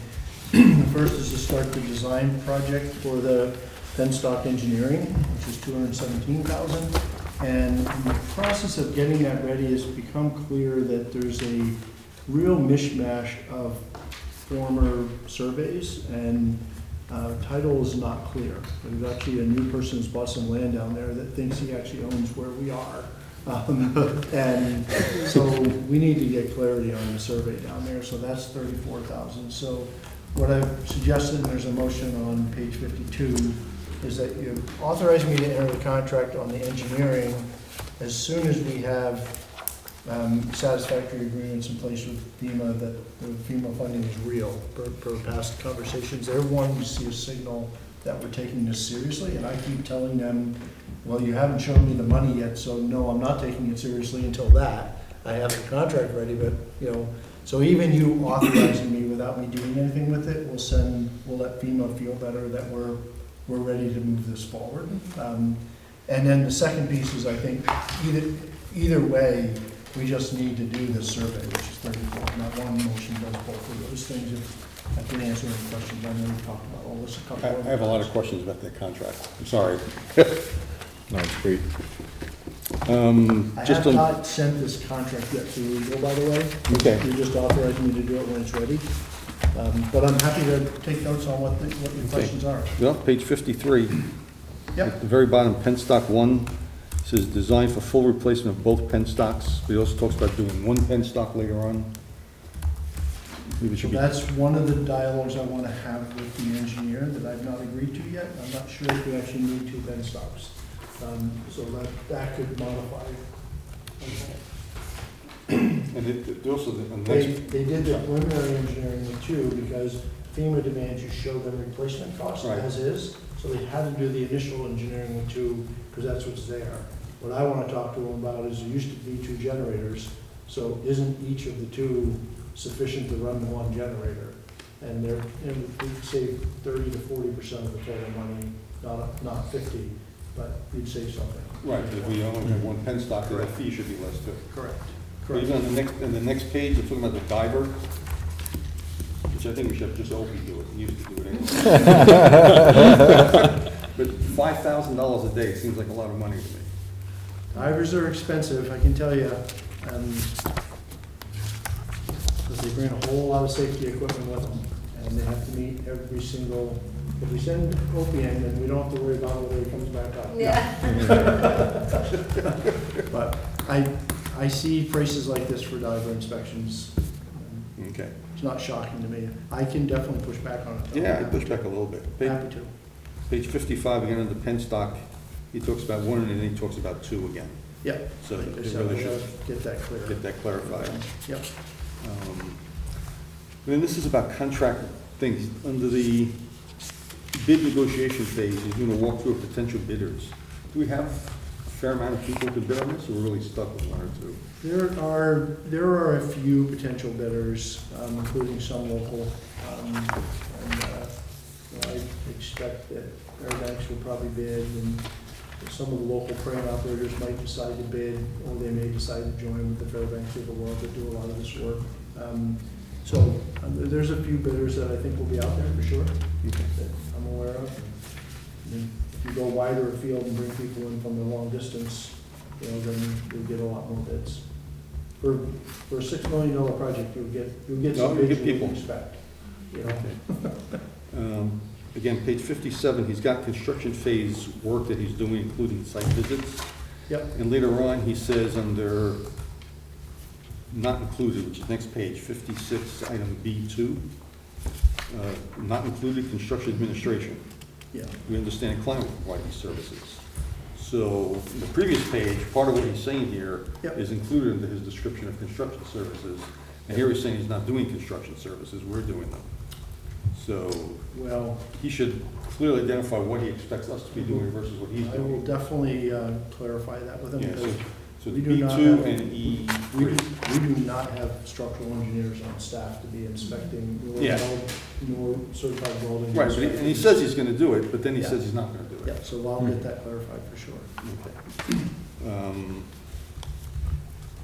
They also, on page 61, there's just contract stuff. It says periodically they can raise their rates, Yeah, with or without notice. That doesn't seem reasonable. Usually, it's within a certain time frame they fix, and after that, they can go up a certain percent, but not just, we can do it anytime we want. yep, And good, 12% of reimbursable is also pretty high. it is. This is why he's not retired yet. Then they got services by others, so we hire the others, this is on page 62. Yep, We do an agreement with the others, they'll coordinate with them and review their billing, and they're gonna charge us 12% of their fees on top of that. yeah, that's crazy, we get rid That's of a that. crazy number. Yep,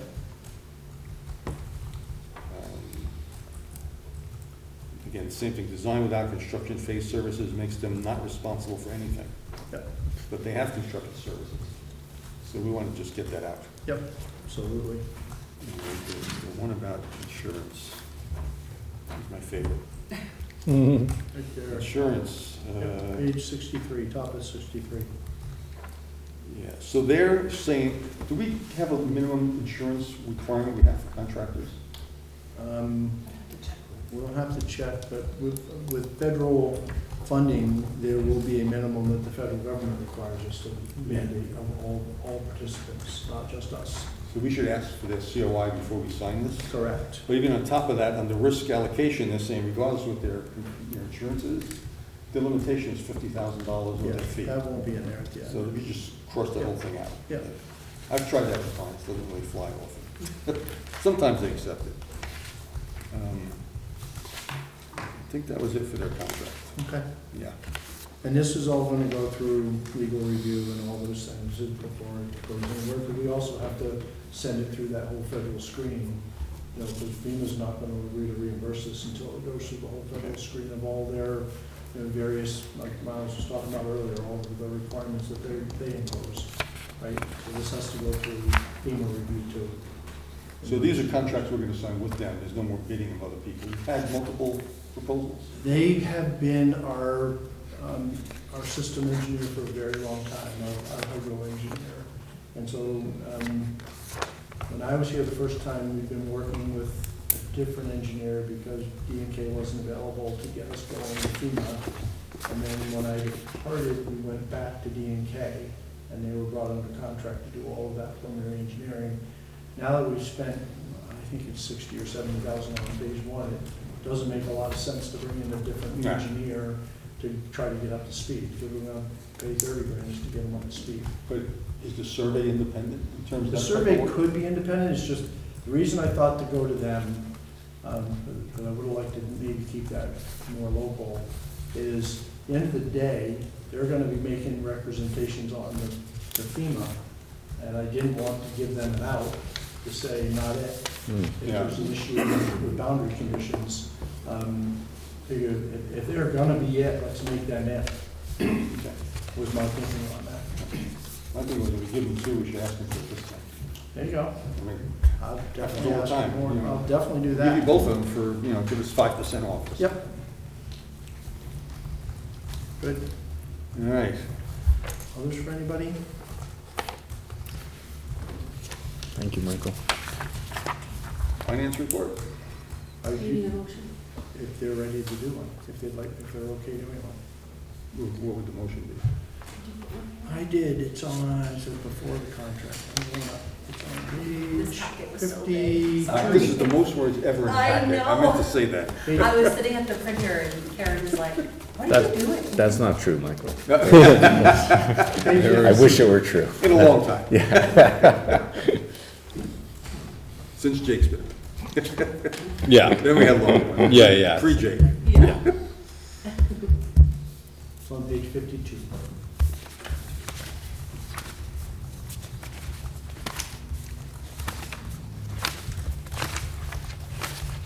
Oh, that's where I wrote discount.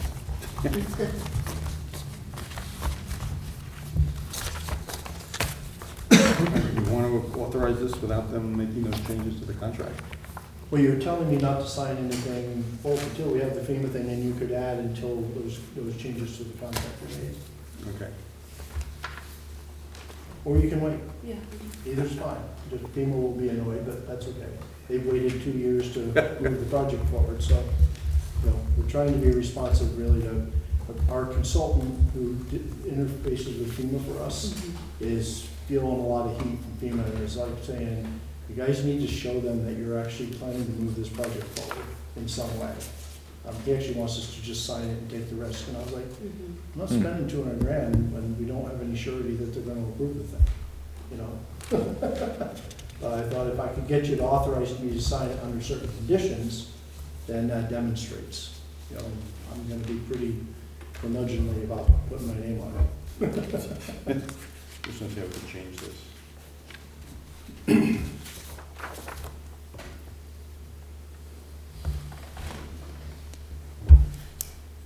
But either way is fine, we could wait till next time, or we could do it now, it's, either way is perfectly I fine. don't mind doing it now as long as we're going to see it again, before we sign it, so. Oh, Yep. So you don't want to authorize me to enter it then, so I would not do it, I would wait. That's what. Okay, perfect, that's what you want, that's perfectly fine.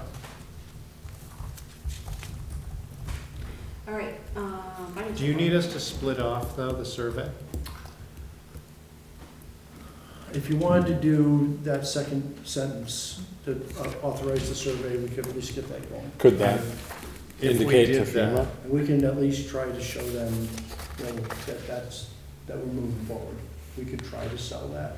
I think they'll say it's, you know, 30 grand. But it's something we need to It's do something anyway. we need Yeah. to do. Now, if we were to do that, the not to exceed 34, would you, it seems like survey is a pretty generic service, and it's easy to get multiple bidders.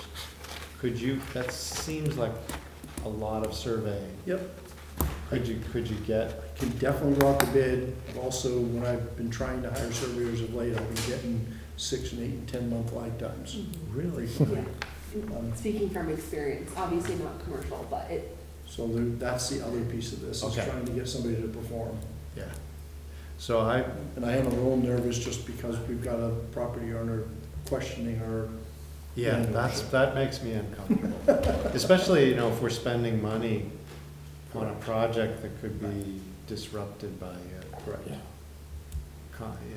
What's the indication that the question is our responsibility to settle versus theirs? Did they get a survey, you know, I mean? No, and so that question's not answered. Yeah. It's easy to just begin to kind of make claims about it. Well, anyone can say Put us this on is the my fence, land, right? yeah. And it is clear, some 20 years ago, there was a lot of research done. We actually hired an attorney to go pull all the deeds. And it is really clear that it's just a mishmash down there. Okay. And frankly, no one would actually put the whole story together. I just stopped with an attorney pulling all the stuff out of the land records. And, you know, there's an original parcel and then there's all kinds of amendments to the parcel. So that's driving the cost isn't the field work. No, it's gonna be all of that kind It's of thing. And probably the for research. whatever reason, I think it was probably the cost. At that point, Hardwick just pulled up the reins and stopped. So they got all this information that raises all sort of questions and never finished the journey. And this was like more than 20. If there's that much record search, this, I mean, it doesn't seem crazy to be 34,000 Yeah. for us. I don't know. I was picturing the field work, you know. I The thought, field, wow. right, Field work would be much setting less. Yeah. posts maybe would be Field work would be much 7 or less. 10 grand Yeah. of it, but. So, I move to authorize the general manager to engage a surveyor to survey the Walcott property, and to spend a not to exceed budget of $34,000. And that's for the purpose of reconciling the uncertainty in our understanding of the land ownership. And that will allow the survey work to proceed. Second. All in favor? Discussion? Well, can I Yeah, ask just a absolutely. few Yep. specifics? So, understanding exclusions, I don't know, I don't think you mentioned on the survey. We've got, a requirement for us to provide, the owner will provide D&K with the following: title policy, records of joiners, yada, yada, recorded easement servitudes. This is, you know, seems reasonable that we're basically just giving them the What we documentation we Give have. them what we have. Is there any assumption or risk here that we have comprehensive record, and if we exclude something, then they're Normal gonna, surveyor would go to the town. well, then it says, yeah, deed research will be provided using online Wolcott land records. Do we know that Wolcott has They may not good have- online records? Point. We know they don't. They don't. So- I actually went there about this So I'll issue. force that to be changed. So, yeah, let's make sure we don't Yeah. have the surveyor say, And we'll make really clear that they need to. They gotta get in the research vault. this from top to bottom. They need to go there Yeah. in their vault. I mean, in all honesty, Renee's one of the people that went down just to see what was there. great, And the town officials in Wolford are like, we have no idea what the real They land basically- ownership of this property. They were very clear, like, if you can solve this mystery, we'd love to know. And don't use the online maps, is basically what they yeah, to me saying online Wolcott land records, like Wolcott, Yeah. and Yeah. online, I don't, Yep. not to stereotype, but I know, I did it in Hardwick. Other like services with other consultants, recording fees not included. I mean, I don't know if that's nitpicking, but you got me inspired. I didn't read that one. I read that. Recording fees not included, like the $24 that Wolcott Yeah, costs. I mean, I don't know if we care about that, but just these, maybe just review these and make those changes. yep. Was that a reasonable inclusion with the V-Trans? Actually expecting them to refine? Which one are you looking at? I'm sorry. One, the railroad right away. Understandings and exclusions, top of 66. Oh, it does boundary, yeah. Yep, and that should be easily available from V-Trans. Great. So I think that, the notion that they're available is a pretty good assumption, Great, I would expect. V-Trans is pretty good at that. excellent. Finance report? Nope. The motion Nope, was sorry. still on the table. Oh, you did second it. I don't think we voted. No, there was a second. We just went to discussion, No vote, okay. but we can, We're rescinding the vote? no, we could take the Oh, you vote. take the vote, okay. So what, yeah, You had the vote open, we had a motion second, Yeah. and then we were just All in waiting to favor? vote. All in favor? Yeah, We have a second. in assuming those revisions to the proposed contract are made. Yep. Okay, Favor. Any more discussion? We're good? great. Finance report. There you go. All right, I'll try to go quick. Net income at the end of the month was a surplus, which was very exciting. 341,000, which was driven from the FEMA payment that was received at the end of March. So that came in for reimbursement for some of the powerhouse work that was done in 2023 and in 2024. You'll see 54,000 of that was sent to us as a prepayment for future expenses to the powerhouse. So I did reference the balance sheet. You'll see a new deferred revenue account listed on the balance sheet for, it's account number 22410. We will start using that. I don't anticipate that we will have more FEMA payments sent to us for future expenses, just because the project that we're moving into for the Penstock project will be actual costs. So we will have the expense and then they will reimburse us, which is just different from the powerhouse project that we've been working with them on.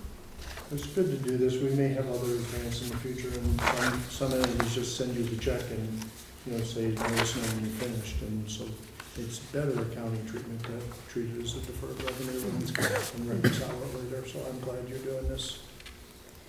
Power costs there wasn't a huge variable for this month.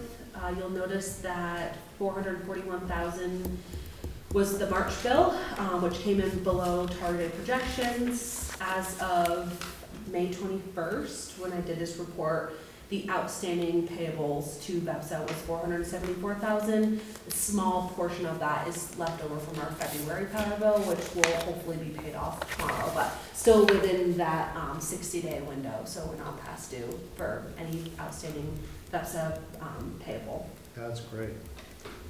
And we are, Scott and I had actually talked earlier, we're already seeing, the shoulder there of things are decreasing for our CDA bills, so it's really encouraging for our payable structure. Operating revenue was just up, past projections. I do want to disclose that after digging into our 26 budget, we will continue to see this trend of operating surpluses every month because of the way we put in our rate increase, our temporary surcharge. So you will see the operating revenue up because in our budgeted revenue projections, it was only at half of what our actual temporary rate increase was, because that's now what we know is going to be coming through is the roughly 6.84%. So we have a temp surcharge right now. We went in for an almost 13% rate increase. That's what our temp surcharge is on our customer bill. So our operating revenue is reflecting that. In our budgeted projections, it's 6.84% because it's we know that's definite. When you're using the word budgeted, Correct. do you mean forecast? The budget I think of is the single thing that we did and called it the budget. I guess I At the start of think the that year. that's the same thing. No, Maybe. forecast, so that's just, will help us follow you.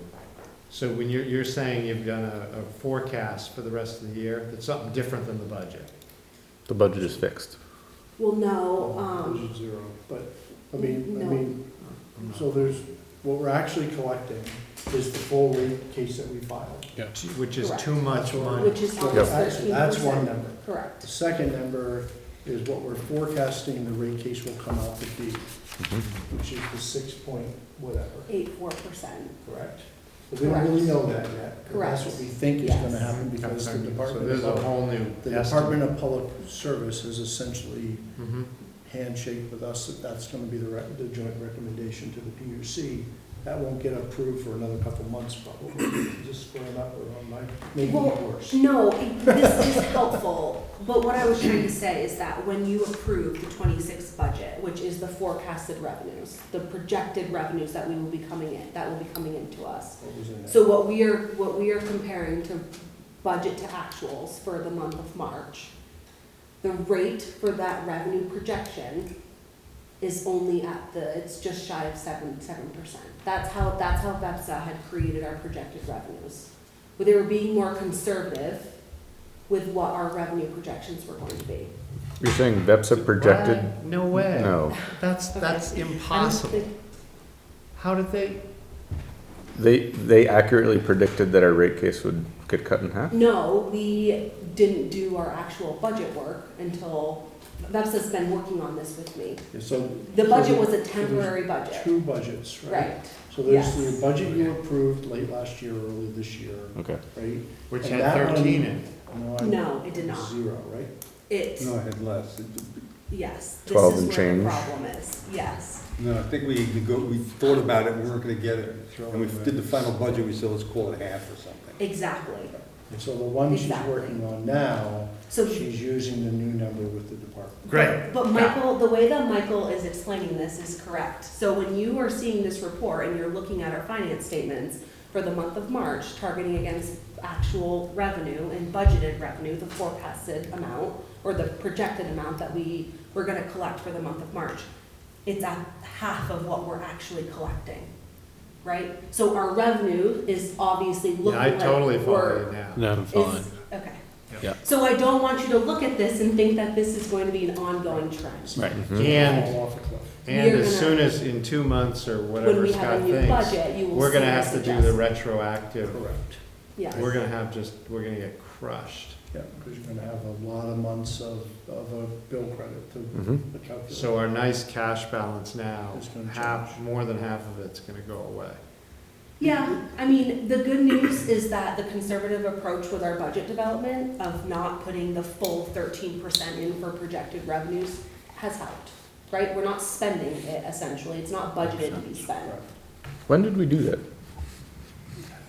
This must have been a decision back in, So before I was here, when I asked you to approve an interim budget, whatever was in there, I thought there was 0 in there for the rate in that budget, but apparently there was more than that, because I couldn't find it in Beth's spreadsheet. it was mixed in with, I can, yeah, But it's continue. good. I can But it's explain good, so further that after. had been In the determined. end, it doesn't. That had been determined Right. before I returned here, so you Yep. had somehow landed on what you were doing with that rate case to build into the budget. 6. Because I couldn't So find it. what we really should focus on right now is, are we gonna be, Cash level. how do things look going forward? When I said a new forecast, that's what I meant. is In 2 months, we're gonna have to refund all this money, we're gonna have to reset our rates, Mhm. so things are gonna be worse, Mm-hmm. and our cash is gonna be gobbled up by the retroactive payment. And so that's what we probably ought to be thinking about looking at. So when we've been collecting at the rate that was never approved? Correct. When do we get to start collecting at our next imaginary Budget rate? was finally approved by the PUC. Well, our So what's next, the lag on that? It will be a year by the time we're done. I Okay. mean, there are no other, the only choices in rate making, there are no other choices, is you determine what you're supposed to file using the state's process. Mhm. At that moment, you can either start collecting 100% of it after 45 days, not after 6 months or any other time frame, or you collect none of it until the very end is finally approved by the PUC a year later, at which time you've gone bankrupt. Mhm. So everybody ends up doing the former, Mhm. and you end up, because even though you follow their process, they never approve 100% of the rate case. Right. So you always overbuild cash, you over-collect, and have to take this cash hit later. Mhm. So we will see a dip in revenue, right? Right. When comes time and we get a final ruling on this current rate case, there's a couple of things that we can think about. One, when is our next rate case gonna go into effect?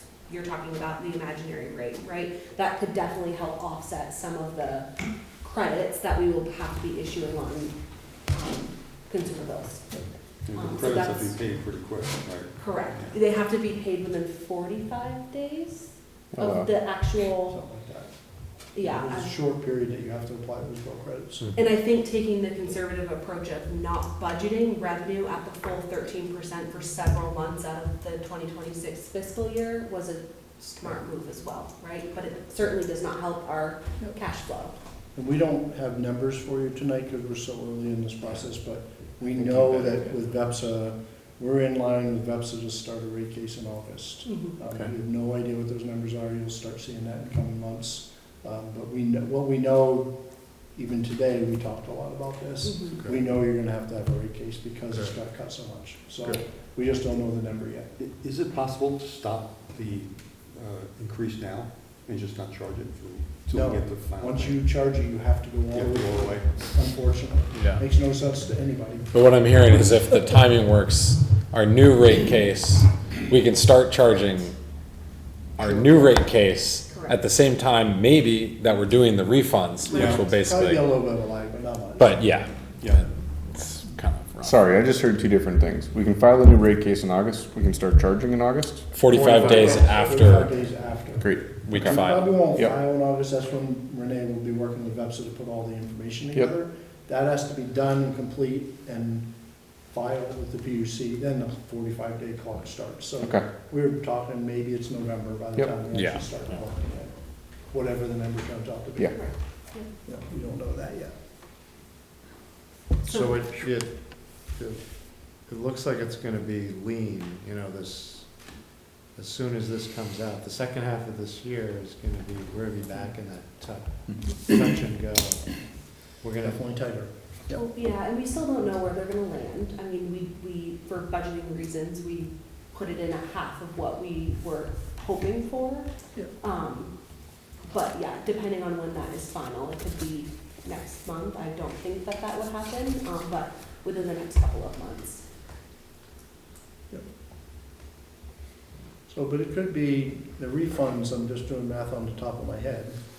So we lost, you know, we're gonna lose 5 or 6% of what we filed, so let's use 5 because the math is easier. You know, 5% for a year on, would that be $7.5 million? You know, so it's 375 grand, right? Ish. You know, just which is the probably. difference between us And being. that would be the cash hit, right? Yeah. What, for the, when we immediately apply those on everyone's accounts, that month, we're not gonna collect $375,000 for services rendered. Essentially, we're gonna have the expense, but we already got prepaid for the service. And by the way, our cash balance right here is kind of that number. A little lower, I think. Yeah, Yeah. so, you know, and that number may be wrong, I'm just, Yeah. sometimes That's- people I was- like to know the size of the bread box, right? 300,000. Can I just add, like, big picture, what, you know, are we, just to prepare for trying to reduce our costs, are there, what levers do we have? Can we reduce tree cutting for a few months? Is there, and like, power supply's fixed, delivery's fixed? I think what you should focus on is your borrowing. And with enough time to allow the select board to come up to speed. Remember when we tried to do that increase? Yep. They said, well, why do you need an increase? Well, this is why we need an Exactly. increase. Yeah. So, And my instinct on trying to figure out how to cut corners is, we've been doing that for 40 years, and we're way behind most utilities on investment. And next meeting, I'm gonna bring to you our deficiency and future study, which is gonna show you, 10 or 15 million of investment that we're behind.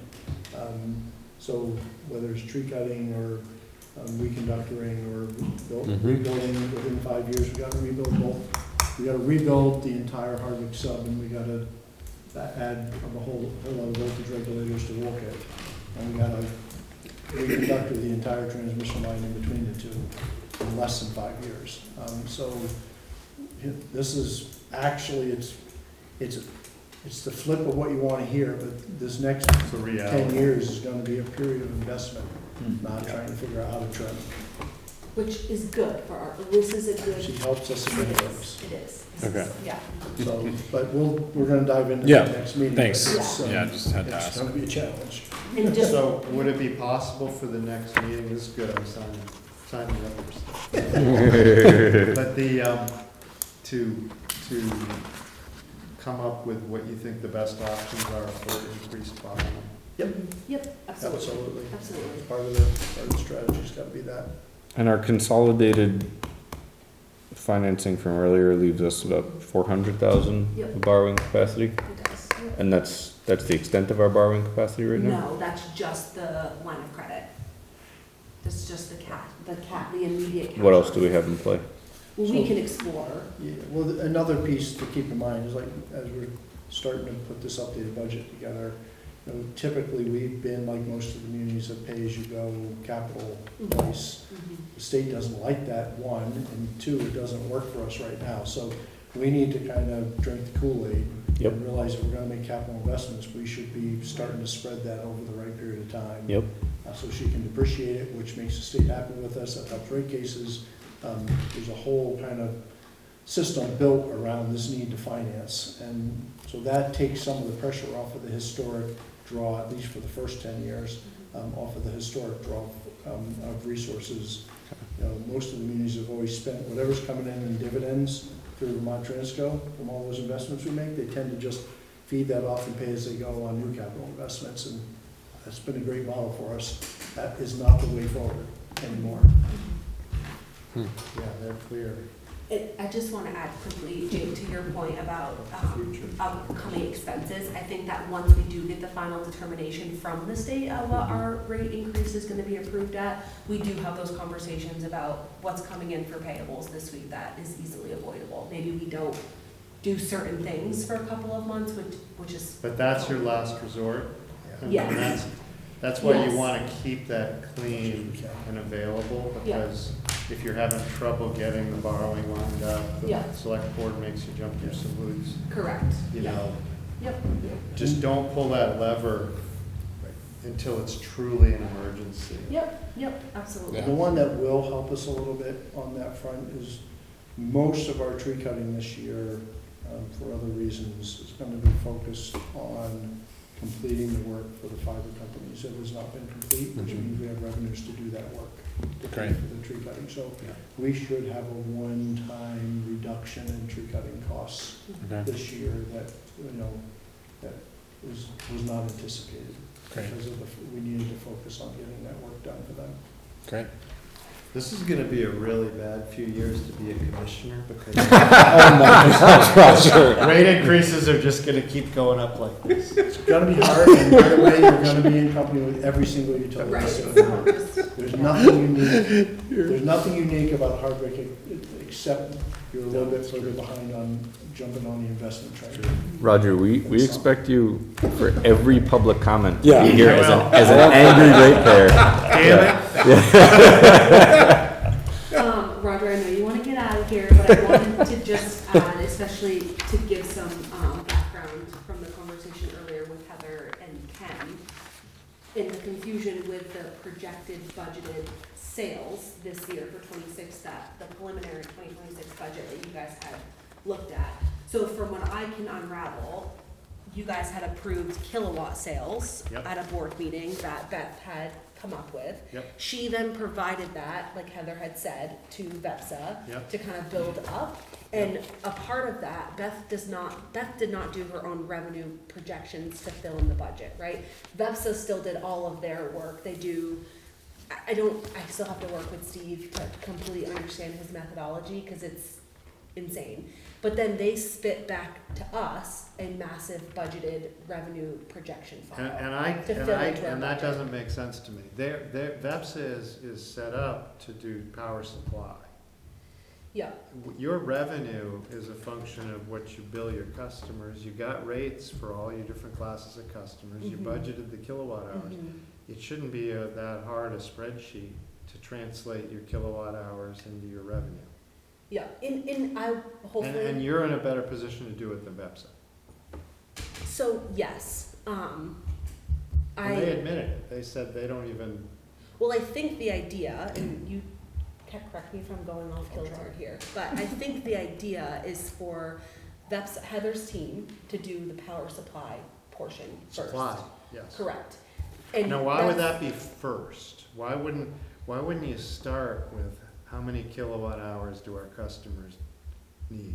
Well, They do the historic analysis. yes, they use Sure. that, and then That's they, what it's To inform them, yeah. right, and then they kick, I think the idea going forward is that they would then kick that to us. So, and that's how it's working with other That's VEPSA how it works members. most places. We then review what that looks like. So and as they long have as you broken review down it, by because class. we like Yes. Hardwick Electric in the last several years didn't review diddly. That is correct, and that's what Okay. that's what we Good. will be changing going forward, and that's what Great. Heather and I have talked about on several occasions. Great. We then review it, take into consideration, zoning applications. our And what you want to applications, just see be that. there is, and Scott's in a perfect place to work with you on it, is Mhm. Hardwick is not Morrisville. Correct. Oh, the growth is Hardwick is completely Hardwick, and different. you've got Yes. to, yeah. And then we've got, like, when when Walgreens Mhm. closes, that's a meaningful impact on that side of our business. Mhm. And So- they don't know that. Exactly, and well, how would they? And then CAE goes on solar. Yeah, yeah. And I would say on the revenue projection side with Steve Farnham, it really needs to be two analyses to compare to each other. Because the reason VEPSA Bottoms is up. involved, Yeah. the reason VEPSA is involved in that is to the extent we then have to turn this into a rate case, Mhm. that analysis of the revenue projection has to be done in a way that VEPSA It's knows very how to do it. detailed, yes. Which is very much different than what you're describing, you'd like her to do local. Right. But they can then make sure that they true up and they come up with the same. I gotcha. And that explains why, where it seems counterintuitive to me to start at VEPSA, because they're removed, they're not in the Right. front line. But before it gets there, we are involved. Okay, I got Yes. Exactly. So then, to answer, in the 2020 preliminary budget that was presented, and why you're seeing our revenues higher than what we had budgeted for, it's because I had recently learned that Steve's method had just cut that in half. And I don't know if that came from Beth as a decision that was made here, I don't know. But so when we were looking at our 2026 budget, it was built in there, right? It wasn't, we were not manipulating it to show our increased rates there. It was already, Steve had already placed a methodology baked into the numbers that he was giving back to us. Interesting. Yeah. So that's why I just wanted to highlight that. And then I don't want you guys to keep looking at the higher revenue every month and thinking that that's gonna stick, because it's not, and that's why. During the month, right? Yep. And I don't want you to say, what happened? Well, it's because our rate case was finally Yeah. determined. Okay, I know that you wanna get out of here, so Oh, I'm we still have trying an to, executive session. I know, so I'm trying to hurry this up, it's good GM. It's good, report, Renee. too. It really is. Thank you. I don't know the cash balance, table that I had put in there, Roger, I know Oh, that's great. Okay, I didn't know if that's what you were looking for, so I The just trend wanted. graph, yeah, that was nice. Okay, all right, I just wanted to make sure that that was something that was helpful. And I tried to just do it every week we do payables, it's just an easier tracking mechanism that we use internally, so we'll continue to do that then. All right, I think. GM report? Unless you have questions, you can skip the GM report. Yeah, let's go right I to wrote it. about it, so. That's nice. I wrote about it. Well, and I already talked about the one I thought you wanted. Yeah, I just- question, Miles has something. Just a comment. My understanding is that with AI-powered attacks, SCADA systems become increasingly vulnerable. Yep. Just something to Yeah. be aware of as we Really true. enmesh ourselves in it. We've already talked with, ICE New England Gulf are eventually gonna force us all to have it. Yep. But we've already talked to the VEPSA board a couple of times about, the levels of cyber protection that we're gonna need, and why the plan is to have that all run by VEPSA. Oh, we can't touch it. I'm just hoping that VEPSA buys big enough guns. I mean, this is like, Yeah, and then we all would have access only to our piece of the SCADA system. Yeah. So it'd be one muni SCADA system for the whole state, and we'd only be able to see Hardwick, Morrisville Yep. would only be able to see Morrisville, and the developer folks could see the whole thing, because that's what they need to be able to do the projections. Part of the negative, they call it positive power, when we're overproducing is, there's so much of these behind-the-meter resources now that, like, Vermont and even ICE New England are reaching points where they have so much uncertainty about what's being generated that they don't know if they have enough power supply or not, because there's so much behind the meter that they don't see anymore. yeah. That they don't, all the N minus factors in the modeling is no longer any good, basically, is what they're running into. Which Yeah. is why they want everybody on these systems.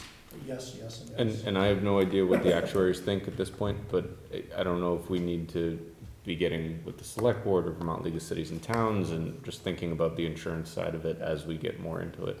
I'll review that. I know many of the communities actually have cyber insurance as part of their portfolio, but because.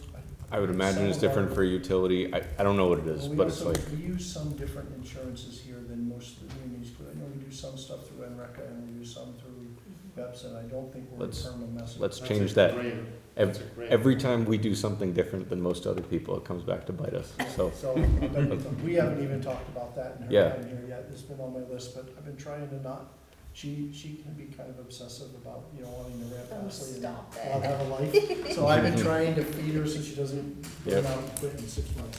I make a motion, we go into executive session. All right. Before you do that, first we need a motion only to find that, for purposes of contracts, that you find that Hardwick Electric would be disadvantaged by the premature disclosure.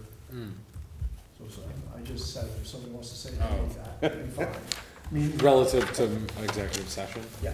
Okay, You so- have to say that before you go into the. Yeah, motion to recognize that premature disclosure of contract discussions would be damaging Detrimental. to our position. Correct. And, That has to be a Okay. separate motion Great. first. I second that motion. Okay. All in favor? Now you can go into. Page executive 14, session. we're going to executive Well, session. you're not in yet. Now you can make a motion to go in executive session for contracts and real estate. Two executive sessions, okay. Two topics. Real estate Oh. doesn't require the premature disclosure piece, that's all. Wait, I have a, sorry, quick point before No, we go into executive session. Roger, this is your last meeting? I know, I thought it was oh next yeah, we month. need to make a motion. Yeah, well, Well, I- it's pretty soon, I mean, We have one in June. Yeah. Yeah, I was I- gonna I make thought- cookies. June. I This thought. is special for May. okay. We have yeah, one more. Oh, yeah. Oh, All right, no Tried to comment, sneak no out. comment. If, Yeah. if they pick my replacement though, They won't be seated. It won't be until July. 30th is your expiration, yeah. It's We your have one more. expiration. You're good. Don't expire. Yeah. okay. As a motion. Motion to go into executive Oh, session. what's this one for? Contracts? and- Contracts and real estate. So I make a motion, we go into executive session to discuss contracts and real estate, premature disclosure of which would be detrimental to the interests of Hardwick Electric. Second. All in favor? Aye. All right, 8:15, we're going to executive session.